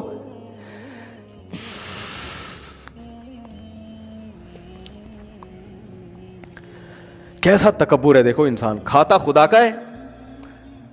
یعنی جو زمین پہ اکڑ کے چلتے ہیں نا, بھول جاتے ہیں کہ بھائی تو کس کی زمین پہ چل رہا ہے. لوگ کہتے ہیں نا تو مجھے نہیں جانتا میں کون ہوں, یہ بہت خطرناک جملہ ہے. اب کیسے کسی کو کہتے تو مجھے نہیں جانتا, وہ ٹھیک ہے دھمکی دینے کے لیے ظالم کو تو ٹھیک ہے, لیکن ایسے وقت میں بھی دل میں ڈرا کرو بھائی ہماری اوقات کیا ہے. بھائی روٹی بند ہو جائے ساری دہشت 2 دنوں میں ختم ہو جائے گی. کتنا تکبر. تو اللہ فرماتے ہیں جب تیری لاش کو لوگ دیکھیں گے تو کہیں گے یہ وہی ہے جو موسیٰ کلیم اللہ سے بحث کرتا تھا اور کہتا تھا کہ سیڑھیاں لگاؤ میں خدا کو دیکھنا چاہتا ہوں. کبھی کہتا تھا یہ کچھ اور ایک کہانی لگ رہی ہے ہمیں, یہ کچھ اور مسئلہ ہے. ماں نے بھیجا اپنے بیٹے کو 10 سال کے ابو سعید خدری کو, جاؤ بھائی نبی سے بولو گھر میں سب شہید ہو گئے, اب کچھ بھی نہیں ہے. اور نبی کے پاس دینے کے لیے ہے بھی, کیونکہ باقیوں کو دے رہے ہیں, آپ باقیوں کو دے رہے ہیں, ان کو نہیں دے رہے. کیوں؟ تربیت. ان کو اگر دے دیا تو ان کا ہاتھ کیا ہو جائے گا؟ بولو, ایسے ہو جائے گا ہاتھ. میں نے دیکھا ہے جس نے ایک دفعہ ہاتھ مخلوق کے سامنے ایسے کر دیا نا, موت تک بھکاری بن کے مانگتا رہتا ہے, موت تک مانگتا رہتا. ایک چیز کی اللہ سے دعا مانگا کرو, اے اللہ یہ ہاتھ ہمیشہ اوپر رہے, کبھی بھی اس کو لینے والا نہ بنا. انسان بھوک سے مر جائے. بعض دفعہ یہ ہوتا ہے بیوی بچے تنگ کرتے ہیں غریب آدمی کو, گھر میں کھانے کو نہیں ہے مانگ کے لاؤ. آپ بیوی بچوں کو بھی بتا دو, کبھی بھی نا بیوی بچوں کو اپنے اوپر مسلط نہ ہونے دو. یہ ذہن میں رکھو, جس نے محبت کرو حقوق ادا کرو, مسلط نہ کرو. جس نے بیوی بچوں کو اپنے اوپر مسلط کر دیا نا تو اس کا بیڑا ہو گیا غرق. وہ چوری بھی کرے گا, وہ ڈپریشن میں بھی جائے گا. ان کو بتا دو کہ میرے بس میں یہی ہے, میں اس سے زیادہ نہیں, میں کوشش کر رہا ہوں, اب یہی ہے, اس میں گزارا کرتی ہو ٹھیک ہے, نہیں کرتی تو ہمارے نبی کی سنت کیا ہے. ہمارے نبی صلی اللہ علیہ وسلم نے غربت کو اختیار کیا. آپ کے گھر میں 40 دن چولہا نہیں جلتا, اور بیویاں کتنی ہیں؟ بول دو نا منہ سے, 9 بیویاں. گھر میں کھانے کو روٹی نہیں ہے اور بیویاں کتنی ہیں؟ یہ جو کہتے ہیں نا مالدار آدمی 4 شادیاں کرے, یہ مالداروں کا کام ہے ہی نہیں ہے, یہ غریبوں کا کام ہے. اب کریں گے کیسے؟ تو اپنے سے غریب لڑکیاں تلاش کریں, وہ پھر الگ موضوع ہے.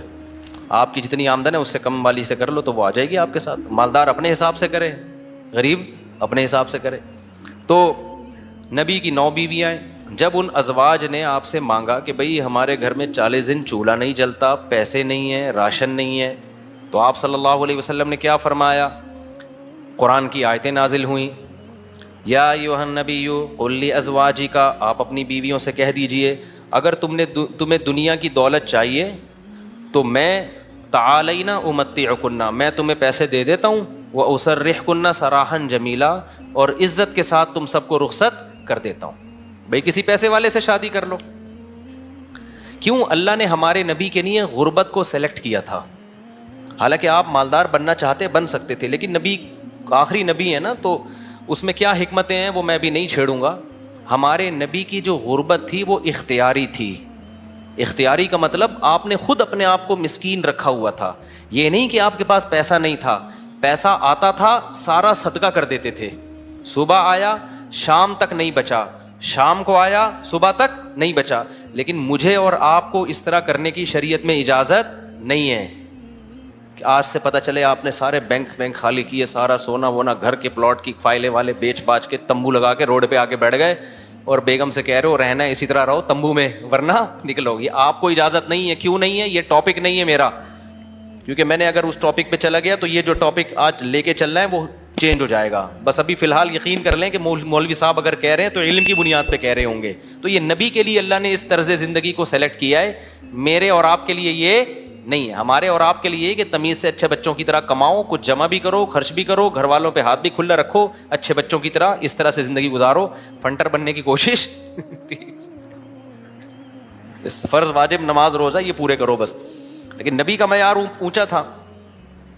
تو نبی صلی اللہ علیہ وسلم نے فرمایا تعالینا امتعکن واسرحکن سراحا جمیلا, میں تمہیں رخصت کر دیتا ہوں, کسی مالداروں سے شادی کر لو.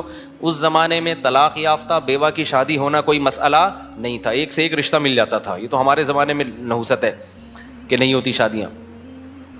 اور اگر تم اسی طرح رہنا چاہتی ہو تو اسی طرح غربت میں میرے ساتھ گزارا کرنا پڑے گا. تو تمام کی تمام امہات نے, نبی نے ان کو طلاق کا باقاعدہ اختیار دیا. یہیں سے علماء نے مسئلہ نکالا ہے کہ طلاق مرد خود بھی دے سکتا ہے, بیوی کو طلاق کا اختیار بھی دے سکتا ہے. اگر مرد اپنی بیوی سے کہہ دے کہ میں نے تجھے طلاق کا اختیار دیا تو یہ اختیار عورت کے پاس بھی آ جاتا ہے, پھر وہ اپنے اوپر طلاق واقع کر سکتی ہے. اس سے بھی پتہ چلتا ہے کہ عدالتی خلا جو آج کل چل رہا ہے اس میں اسلام میں اس کی کوئی حیثیت نہیں ہے, کیونکہ مرد جب بیوی کو رائٹ دے گا تو ہوگا, کورٹ کے دینے سے نہیں ہوتا. جج صرف اپنی بیوی کو طلاق دے سکتا ہے, دوسروں کی بیویوں کو جج طلاق نہیں دے سکتا. یہ بار بار بیان کرتا رہا ہوں میں, کیونکہ اب دنیا کا نظام چینج ہو رہا ہے, ہر جگہ ایسا ہی ہو رہا ہے, یہ جو آج کل سسٹم چینج ہو گیا نا. تو اب کیا ہے, اللہ یہ کہ چند صورتوں میں جج بھی دے سکتا ہے, وہ الگ ٹاپک ہے. تو نبی صلی اللہ علیہ وسلم نے طلاق کا باقاعدہ اختیار دے دیا. یہ نہیں کہا کہ تم چاہتی ہو تو میں تمہیں طلاق دے دیتا ہوں, نہ, باقاعدہ رائٹ دے دیا کہ اپنے اوپر واقع کر لو. حضرت عائشہ رضی اللہ تعالی عنہا کا جب نمبر آیا, اچھا عورت اگر اسی مجلس میں وہ اختیار واپس کر دے تو ختم ہو گیا اختیار. مرد نے جس مجلس میں اختیار دیا نا اس مجلس کے ساتھ رہتا ہے, ہمیشہ کے لیے دے دیا تو ہمیشہ کے لیے, مجلس کے ساتھ دے دیا تو جب تک اس مجلس میں ہے طلاق واقع کر سکتی ہے, جب مجلس ختم ہو گئی تو طلاق کا آپشن بھی ختم. تو نبی نے حضرت عائشہ کو سے بھی فرمایا کہ تمہیں بھی میں اختیار دیتا ہوں, لیکن آپ نے فرمایا جلد بازی نہ کرنا. کیا مطلب؟ جلدی میں یہ نہیں کہہ دینا کہ بھائی مجھے نبی قبول ہیں, ایسا نہ ہو. کم عمر تھی نا حضرت عائشہ, ایسا نہ ہو جلد بازی میں فیصلہ کرو پھر دوبارہ کل فاقے پڑیں, پھر بولو بھائی کہ یہ میں نے فیصلہ کیا تھا, غلط کر دیا تھا. اس لیے آپ نے فرمایا اپنے گھر میں پہلے مشورہ کر لو. حضرت عائشہ سے فرمایا اپنے گھر میں جا کے مشورہ کر لو, مشورے کے بعد سوچ سمجھ کے ایک رائے قائم کرو کہ اسی فقر و فاقہ میں 40 دن چولہا نہیں جلے گا, اسی میں گزارا کرنا ہے یا مجھ سے طلاق لے کے کہیں اور شادی کرنی ہے. جلدی میں فیصلہ نہ کرو. حضرت عائشہ کو اتنا غصہ آیا نا نبی کے اس بات پر, فرمایا افی کا اشاور, آپ کے بارے میں مشورہ کروں گی میں, یعنی پیغمبر کے بارے میں اپنے ابا اماں سے جا کے مشورہ کروں گی کہ رہنا کہ نہیں رہنا, مطلب کوئی مشورہ نہیں کرنا, رہنا ہے. یہ جو غیر مسلم طنز کرتے ہیں نا کہ پیغمبر نے شادی کی اتنی کم عمر میں, اتنی بڑی عمر میں ایک 9 عمر لڑکی سے, تو اس 9 عمر لڑکی کو طلاق کا اختیار دیا جا رہا ہے اور وہ کہہ رہی ہے کہ آپ کے بارے میں نے کسی سے مشورہ نہیں کرنا. یہ سوال ہی غلط ہے. افی کا اشاور, یہ کیسے ہو سکتا ہے؟ آپ جیسا شوہر مجھے کہاں ملے گا؟ کوئی مشورہ نہیں, آپ کے ساتھ ہی رہنا ہے. تو یہ غیر مسلم جو اعتراض کرتے ہیں نا نبی پر, یہ مدعی سست اور گواہ چست, جس کے حق کی بات کر رہے ہیں حضرت عائشہ کی کہ معاذ اللہ ان کے ساتھ ظلم ہو گیا کہ کم عمر میں اتنی بڑی عمر سے شادی کرا دی ان کی. اس کم عمر کو تو یہ احساس نہیں ہو رہا, ان کو تو یہ ہو رہا ہے کہ اس سے اچھا رشتہ میرے لیے اس کائنات میں کوئی نہیں ہے. ہندو اور عیسائی کو اعتراض ہو رہا ہے کہ بچی پہ کیا ہو گیا؟ ظلم ہو گیا. اس کو کہتے ہیں مدعی سست اور گواہ بولو چست. جیسے کہ آپ لوگ بالکل بھی چست لگ نہیں رہے ہو مجھے اس وقت تراویح کی وجہ سے. تو یہ خود ہمارے پیغمبر کی ایک بہترین سیرت ہے کہ اتنی عمر میں ہو کے ایک کم عمر سے 9 عمر سے نکاح کیا, اور کھلانے پلانے کو بھی کچھ نہیں ہے, اور 8 سوکنے بھی ہیں, پھر بھی وہ کہہ رہی ہیں کہ آپ کے بارے میں مشورہ بھی نہیں کرنا میں نے، حالانکہ اب تو زندگی گزار چکی تھی نبی کے ساتھ. اگر وہ شروع میں فیصلہ معاذ اللہ غلط ہو گیا تھا شادی کا تو اب تو ٹائم گزر چکا تھا نا، اب تو آپ کے پاس آپشن تھا بھائی میں نہیں رہتی. وہ کہہ رہی ہیں آپ کے بارے میں نے مشورہ بھی نہیں کرنا، اور یہ ناممکن ہے. یہ کیسی بات آپ کر رہے ہیں، میں آپ کے بارے میں کیسے مشورہ کر سکتی ہوں؟ خدا کی قسم کسی غیر مسلم میں غیرت ہوگی نا، غیرت، بھٹ دھرم اور ضدی نہ ہو، اس بات کو پیغمبر کی نبوت کی دلیل سمجھ کے محمد صلی اللہ علیہ وسلم پر ایمان لے کر آئے گا کہ آپ جیسی پاکیزہ سیرت اور آپ جیسے کامیاب شوہر اس کائنات میں گزرے نہیں ہیں. آج کوئی 50 سال کا 9 سال کی سے کر کے دکھائے، چند دن گزارے اور کھلانے کو روٹی بھی نہ ہو، اچھی بھلا جو بیوی ہوگی نا وہ مارکیٹ سے کیا ہو جائے گی؟ شارٹ ہو جائے گی. بلکہ آج جو مارکیٹ سے شارٹ ہو رہی ہیں بیویاں وہ والی ہو رہی ہیں جو جوڑ کی شادیاں ہیں، جو ظاہری اعتبار سے بھی جوڑ کی شادیاں. 25 سال کے لڑکے کی 24 سال کی لڑکی سے شادی ہو رہی ہے، 25 سال کا یہ PhD بھی ہے، پروفیسر بھی ہے اور کروڑ روپے کما بھی رہا ہے، اور بیگم غریب بھی ہے. پھر بھی جس دن مارکیٹ سے آٹا شارٹ ہوا بیگم اسی دن مارکیٹ سے شارٹ ہو گئی. آٹا شارٹ ہونے کی فکر اتنی نہیں ہوتی جتنی اس کو بیگم کے شارٹ ہونے کی. ہمارے پاس تو کیسز آ رہے ہیں نا، کورٹ میں بھی آ رہے ہیں. ذرا سا بے روزگار ہوا بیگم شارٹ. وہ کہتی تیرے میں ہے کیا جو میں تجھ سے تیرے ساتھ رہوں، ایک آٹا تیرا تھا وہ بھی نہیں ہے بھائی. تو یہ محمد صلی اللہ علیہ وسلم کے بہترین شوہر ہونے کی دلیل. میدان جنگ میں آپ سے بہترین کمانڈر کوئی نہیں، سیاست میں آپ سے بہترین سیاست کسی کے پاس نہیں، گھر میں آپ سے بہترین شوہر کوئی نہیں. ایک ہی وقت میں تمام بہترین صفات اللہ نے اکیلے محمد صلی اللہ علیہ وسلم میں جمع کر دی، جبکہ اسباب اور وسائل بالکل بھی نہیں ہے. اسباب اور وسائل تو پیسے کو بولتے ہیں نا، وہ بالکل بھی نہیں ہے. اب میں وہ اس واقعے کی طرف آتا ہوں. اب مجھے بتاؤ، ہاں تو میں آپ سے یہ کہہ رہا تھا کہ بیگم صاحبہ کو خوب اچھا کھلائیں، جو خود پہنیں اس کو پہنائیں، جو خود کھائیں اس کو کھلائیں. لیکن قدرت کی طرف سے اگر غربت آ گئی ہے بھائی تو پھر ٹینشن لینے کا نہیں ہے. پھر بیگم اگر کہتی ہے نہیں رہنا، کوئی بات نہیں بیگم، میں تو یہی کچھ کھلا پلا سکتا ہوں، رہنا ہے رہو، نہیں تو پتلی گلی سے نکلو، ہم کسی اور سے شادی کر لیں گے. ایک دم سے نہ نکال دو، پہلے مجھ سے مشورہ لے لینا. بعض دفعہ خواتین غصے میں بھی کہہ رہی ہوتی ہیں مجھے چھوڑ دو، ایک دم وہ غصے میں کہہ رہی ہوتی ہیں، 4 دن کے بعد ان کا موڈ بدل جاتا ہے. خود سے کچھ نہ کرو، مشورہ لے لیا کرو. میرا تو مقصد صرف یہ بتانے کا ہے کہ ٹینشن لینے کا نہیں ہے. ایک تو بے روزگاری کی ٹینشن، اوپر سے ایک اور ٹینشن اپنے اوپر مسلط کرو تو پاگل ہو جاؤ گے. ٹینشن نہیں، ٹینشن صرف ایک چیز کی لینی ہے بھائی، وہ جو حدیث میں آتا ہے من کانت الآخرۃ ہمہ، جس نے آخرت کو اپنی ٹینشن بنا لیا تو اللہ اس کی تمام ٹینشنوں کو ختم کر دیتے ہیں، اس کی فکریں سمیٹ دیتے ہیں. ہماری ٹینشن بس ایک ہے، آخرت میں بخشش ہو جائے. نہ بیگم ٹینشن ہے ہماری، نہ بچے ہماری ٹینشن ہے، نہ کوئی اور ہماری ٹینشن ہے، نہ گورنمنٹ ہماری ٹینشن. میری ٹینشن یہ ہے کہ مجھ سے قیامت کے دن سوال ہوگا، میں اس سوال میں پورا اترتا ہوں یا نہیں. اب آٹا مہنگا ہونے کی ٹینشن ہم کیوں نہیں لے رہے کہ ہماری وجہ سے نہیں ہوا، میری وجہ سے ہوا ہوتا نا تو میں ٹینشن لیتا کہ آخرت میں چترول کس کے لگیں گے، میری وجہ سے تھوڑی ہوا ہے. اب اگر ہمارے پاس مسائل ہیں تو مہنگا آٹا خریدیں گے، وسائل نہیں ہیں تو بیگم کو بولیں گے پاپے چائے میں ڈبو کے. پاپے بھی آٹے کے بنتے ہیں. آہستہ آہستہ، اللہ نہ کرے ہمیں وہ حالات نہ آئیں، ابھی تو اللہ کھلا پلا رہا ہے، لیکن اگر اللہ نہ کرے خدا نہ خواستہ ایسے حالات آئیں تو بھائی وہی گزارا کرو، 2-3 کھجوریں کھا لیا کرو صبح شام. مرتا نہیں ہے بھوک سے اتنی جلدی انسان. اور جب آپ بھوکے رہو گے نا ایک دم کولیسٹرول کم ہوگا، جوان ہو جاؤ گے. میں آپ کو بتاؤں ابھی تو ڈاکٹر کہہ رہے ہیں کہ بھوکا رہنے سے بہتر کوئی جوان ہونے کا نسخہ نہیں ہے. تو ڈاکٹر بھی اس طرف آ گئے ہیں، اگرچہ کھا دبا کے رہے ہیں، وہ بھی مشورے اس طرح کے دے رہے ہیں. تو خیر اب دیکھو حضرت ابو سعید خدری رضی اللہ تعالی عنہ نبی کے پاس آئے، سارا گھر لٹا دیا. ایسے موقع پہ جب کوئی آئے گا تو اس کو کیا مشورہ دیا جائے گا؟ بھائی سب سے زیادہ ان کو راشن دیا جائے، تسلیاں دی جائے.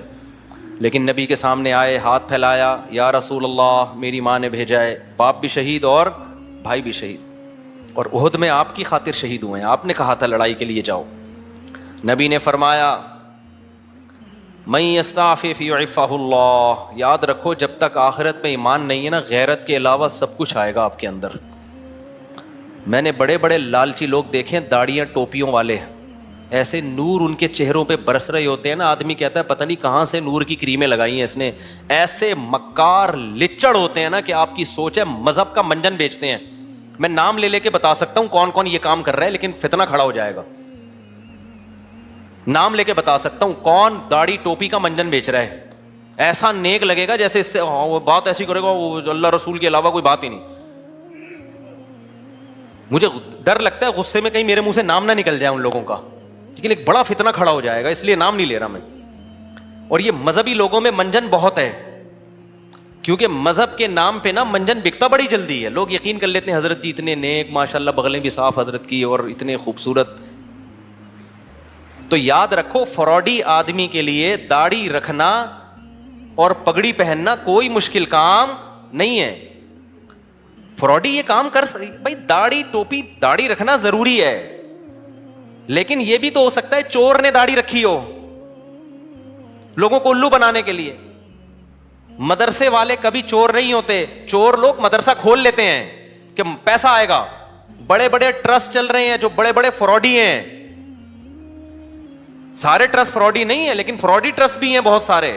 مجھے خود ایک وکیل نے بتایا کہ جب کسی آدمی کو کروڑ پتی بننا ہوتا ہے نا اور گاڑیاں منگوانی ہوتی ہیں کسٹم پے کیے بغیر, تو وہ ٹرسٹ کھول لیتا ہے. اس نے مجھے بتایا کتنے لوگوں نے ٹرسٹ کھولے ہوئے پاکستان میں, دبا کے نوٹ چھاپ رہے ہیں.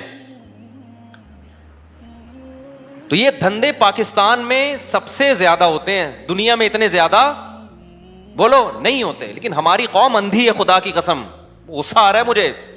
اور رمضان میں تو طبیعت سے چورن بکتا ہے, اٹھا اٹھا کے پھینک رہے ہیں پیسے, یہ لے یہ لے یہ لے. ابے دیکھ نہیں رہے یار یہ کیا کر رہا ہے, یہ اتنا اندھا اعتماد. تمہیں اللہ نے ایک پیسے کی نعمت دی, اس کو برباد تو نہ کرو نا تم. ایک اور کام رمضان میں ذہن میں رکھو, موضوع سیٹ رہا ہوں فوراً آ رہا ہوں پھر اس طرف. ایک اور کام, کیونکہ رمضان میں منجن زیادہ بکتا ہے. دیکھو دینی مدرسوں کا جتنا میں قائل ہوں نا آپ نہیں قائل. میں اگر یہاں بیٹھا ہوں تو مدرسوں کی وجہ سے بیٹھا ہوں, اللہ مجھ سے جو ٹوٹا پھوٹا دین کا کام لے رہا ہے.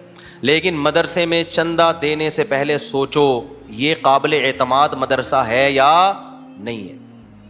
بہت دفعہ ایسا ہوتا ہے کہ آپ کو میں پیسہ کمانے کا طریقہ بتا رہا ہوں, غلط طریقہ.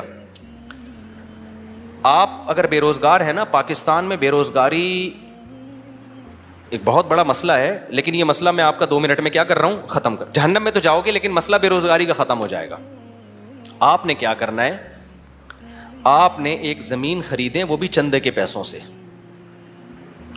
ٹھیک ہے نا, کہ بتائیں میں ایک مدرسہ کھولنا چاہتا ہوں. اس سے پہلے آپ کو داڑھی رکھیں, آپ داڑھی, کیونکہ لوگ پھر اس پہ زیادہ اعتماد ہے, اور پگڑی باندھیں. مولانا طارق جمیل صاحب کے ساتھ 6 سیلفیاں, مفتی طارق مسعود صاحب کے ساتھ 7 سیلفیاں.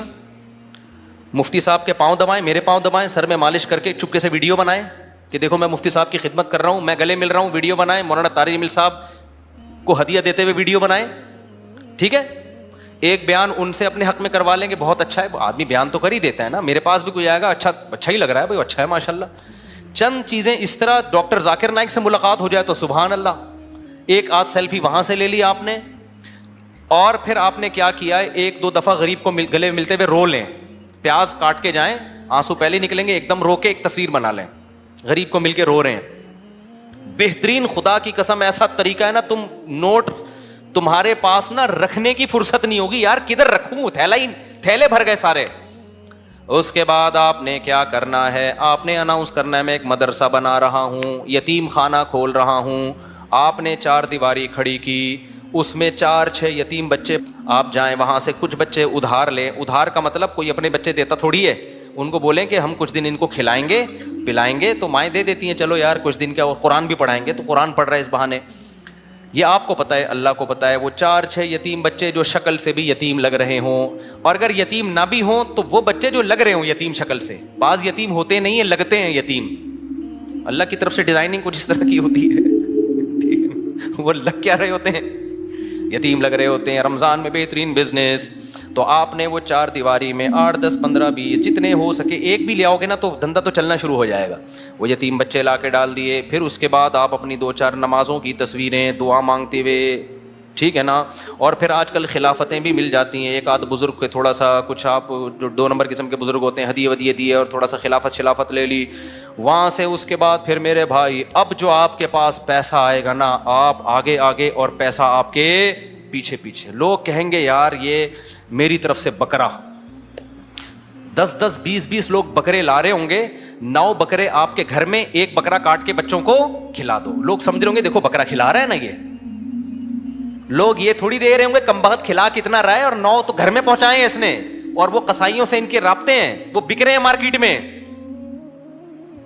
گاڑیاں بڑی بڑی لینڈ کروزر جیسی گاڑیاں, بھائی کس کی, مدرسے کی گاڑی ہے. بھائی تیرا ابا تو سائیکل بھی نہیں چلاتا تھا, تیرے پاس اتنی بڑی گاڑی کہاں سے آ گئی, تو کون ہوتا ہے مجھ سے پوچھنے والا. وہ یہ جواب دے گا آگے. ایسی لگژری لائف ہوگی نا, ان 6 یتیم بچوں کو ادھار لیا تھا واپس کر کے, اب سچی مچی کا یتیم آنا شروع ہو جائیں گے. جب پتہ چلے گا نا یہ لوگ کھانے میں بکرے کھلاتے ہیں, تو پھر تو جو یتیم نہیں بھی ہیں, ابا کہے گا یار اس کو یتیم ہی فرض کر کے میرے بچے کو بھی یہاں داخل کر لے, بلکہ میرے ابا بھی مر گئے تھے, میں بھی یتیم ہی ہوں. ایسا نوٹ چھاپنے کی مشین بنو گے, بنے ہوئے ہیں لوگ, بنے ہوئے ہیں. بڑے بڑے مدرسوں کے نام پہ فراڈ ہو رہا ہے. میں نہیں کہہ رہا مدرسے فراڈی ہوتے ہیں, فراڈی لوگ بھی مدرسہ بناتے ہیں. اب آپ نے یہ نہیں کرنا کہ مدرسوں کو دینا بند کر دیں, اس سے تو اچھے مدرسے بھی بند ہو جائیں گے. آپ نے تحقیق کرنی ہے کون واقعی دیندار لوگ ہیں, امانت دار لوگ ہیں, کام کر رہے ہیں, اور کون ایسے ہیں جو داڑھی اور پگڑی کے نام پہ منجن بیچ رہے ہیں. یہ آپ نے کرنا ہے, نہیں تو قیامت کے دن الٹے لٹکے ہوئے ہوگے. بہترین بزنس ہے یہاں پہ یہ. اچھا خیر, ہم آگے چلتے ہیں میرے بھائی. تو اب کیا تھا کہ حضرت ابو سعید خدری رضی اللہ تعالیٰ عنہ کو نبی نے کیا فرمایا. میں یہ عرض کر رہا تھا کہ آخرت ہوگی نا تو غیرت ہوتی ہے. یہ بہت بڑی اللہ کی نعمت ہے کہ آپ کا ہاتھ اللہ کے سوا کسی کے سامنے نہ اٹھے. اللہ سے مانگا کرو, یہ اسباب بھی اختیار کرو پیسہ کمانے کے, کیونکہ جو اسباب اختیار نہیں کرتا اللہ اس کی مدد نہیں کرتا. اگر گھر میں پڑے ہوئے ہو, محنت نہیں کر رہے اور کہہ رہے ہو کہ بس اللہ ہی دے گا, تو پھر اللہ آپ کو بھکاری بنائے گا. یہ یاد رکھنا. آپ نے کیا کرنا ہے, اپنی پوری کوشش کرنی ہے پیسہ کمانے کی, دماغ لگانا ہے. کیوں؟ رزق حلال عین عبادت ہے. الکاسب حبیب اللہ, محنت کر کے کھانے والا وہ اللہ کا دوست ہے. تو اب کیا ہے, ہمارے نبی نے حضرت ابو سعید خدری سے فرمایا کہ من یستعفف یعفہ اللہ. کیا مطلب؟ جو اپنے آپ کو رسوا ہونے سے بچانا چاہتا ہے, عفت کا مطلب رسوا ہونے سے بچانا, دامن داغدار نہ ہو, ذلیل ہونے سے بچانا چاہتا ہے. اس سے پتہ چلا مانگنا کیا ہے, بول لو نا, ذلت ہے. ہاتھ پھیلانا کیا ہے, ذلت. جو چاہتا ہے کہ میں ذلیل نہ ہوں, ہمیں تو پتہ ہی نہیں کہ یہ ذلت ہے. ہم تو سمجھتے ہیں میں اتنا چونا لگاتا ہوں بندے سے 2 منٹ میں اتنے پیسے نکلوا لیتا ہوں, یہ میرا کمال ہے. ایک چور کو پکڑا نا, کورٹ میں لے کر گئے, عدالت نے کہا یار تم نے اتنی خوبصورتی سے چوری کی, کسی کو پتہ ہی نہیں چلا. چور کہتا ہے شکریہ سر, آپ نے میری اتنی تعریف کی, اتنا زبردست چور ہوں میں. جج نے کہا کم بخت میں تیری تعریف نہیں کر رہا, تیری برائی کر رہا ہوں. تو نبی نے فرمایا من یستعفف یعفہ اللہ, جو اپنے آپ کو رسوا ہونے سے بچانا چاہتا ہے اللہ اسے رسوائی سے بچاتا ہے. اب سوال پیدا ہوتا ہے کہ رسوائی سے تو بچ جائیں گے, لیکن ٹینشن تو ہے نا, فاقے تو پڑ رہے ہیں, مصیبت تو ہے. اگلا جملہ نبی نے فرمایا وَمَن يَتَصَبَّرْ, جو اللہ سے صبر مانگتا ہے يُصَبِّرُهُ اللہ, اللہ اسے صابر بھی بنا دیتا ہے. اس ٹینشن میں اللہ سے مانگو صبر, تو اللہ کیا کرے گا, صبر دے دے گا. جیسے موسیٰ علیہ السلام کی ماں نے جب حضرت موسیٰ کو صندوق میں رکھا نا بچے کو, تو فرعون نے پکڑ لیا اس بچے کو. اب قرآن کہہ رہا ہے موسیٰ کی ماں دل برداشتہ ہو گئی, میرا بچہ کس کی گود میں چلا گیا ہے, فرعون کی. ماں تو ایک دم ہو جائے گی نا. اگر جا کے بتا دیتی کہ میرا بچہ ہے, فرعون نے فوراً قتل کر دینا تھا اس کو. لیکن عورت جذباتی ہوتی ہے, وہ انجام نہیں دیکھتی, وہ جذبات سے مغلوب ہوتی ہے. لیکن قرآن کہتا ہے وَرَبَطْنَا عَلَىٰ قَلْبِهَا, ہم نے موسیٰ کی ماں کے دل کو باندھ دیا. کیا بلاغت ہے قرآن کی. موسیٰ کی ماں کے دل کو کیا کر دیا, رسیوں سے باندھ دیا, جیسے ہلے نہیں اپنی جگہ سے, دل برداشتہ نہ ہو. یہ قرآن کی بلاغت ہے, یعنی صبر کی توفیق دی. اس صبر کی توفیق کو بیان کرنے کے لیے قرآن کیا کہتا ہے, موسیٰ کی ماں کو کے دل کو ہم نے رسی سے کیا کر دیا, ایسے کس کے باندھ دیا, ہلے نہیں بھائی. جیسے کسی بندہ ہل رہا ہو نا, آپ اسے رسی سے کس کے بالکل بند کر دو, اب وہ گیا, یعنی وہ ہلنا بھی چاہے تو نہیں ہلے. تو اس سے پتہ چلتا ہے کہ بعض دفعہ انسان بے صبرہ ہو رہا ہوتا ہے, لیکن اللہ کی طرف سے اس کو ایسی توفیق ملتی ہے کہ اللہ اس کے دل کو رسیوں سے باندھ دیتے ہیں. ہلنا نہیں, چپ کر کے تمیز سے بیٹھا رہے, مجھ پر اعتماد اور توکل کر. اسی لیے قرآن میں نبی کو اللہ نے فرمایا وما صبرک الا باللہ, اے نبی آپ صبر کریں، لیکن آپ کا صبر اللہ کی توفیق کے بغیر نہیں ہوگا، یہ صبر بھی آپ نے اللہ سے مانگنا ہے۔ تو نبی نے فرمایا جو صبر کرنا چاہتا ہے اللہ اس کو صبر کی توفیق دیتا ہے۔ آج ڈپریشن اس لیے بڑھ رہی ہے کہ صبر کرنا چاہتے ہی نہیں ہے، جو ٹینشن آئی جو مصیبت آئی بس نکال دو فوراً جا کے، جو پہلے آ گیا نا وہ پٹتا ہے۔ آپ جب غصے میں بیٹھے ہو تو جو شروع میں آ گیا نا وہ اس کا کیا ہو گیا، بیڑا غرق ہو گیا۔ اس کے بعد حدیث دیکھو، حضرت ابو سعید خدری واپس چلے گئے،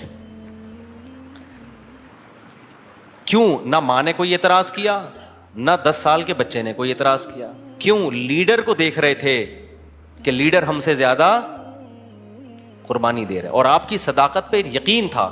حدیث میں آتا ہے کہ حضرت ابو سعید خدری نے زندگی بھر کسی سے نہیں مانگا، یہاں تک کہ اپنا کوڑا بھی گرتا تھا نا اونٹ سے تو نیچے اتر کے اٹھاتے تھے، وہ کوڑا بھی نہیں مانگتے تھے کسی سے۔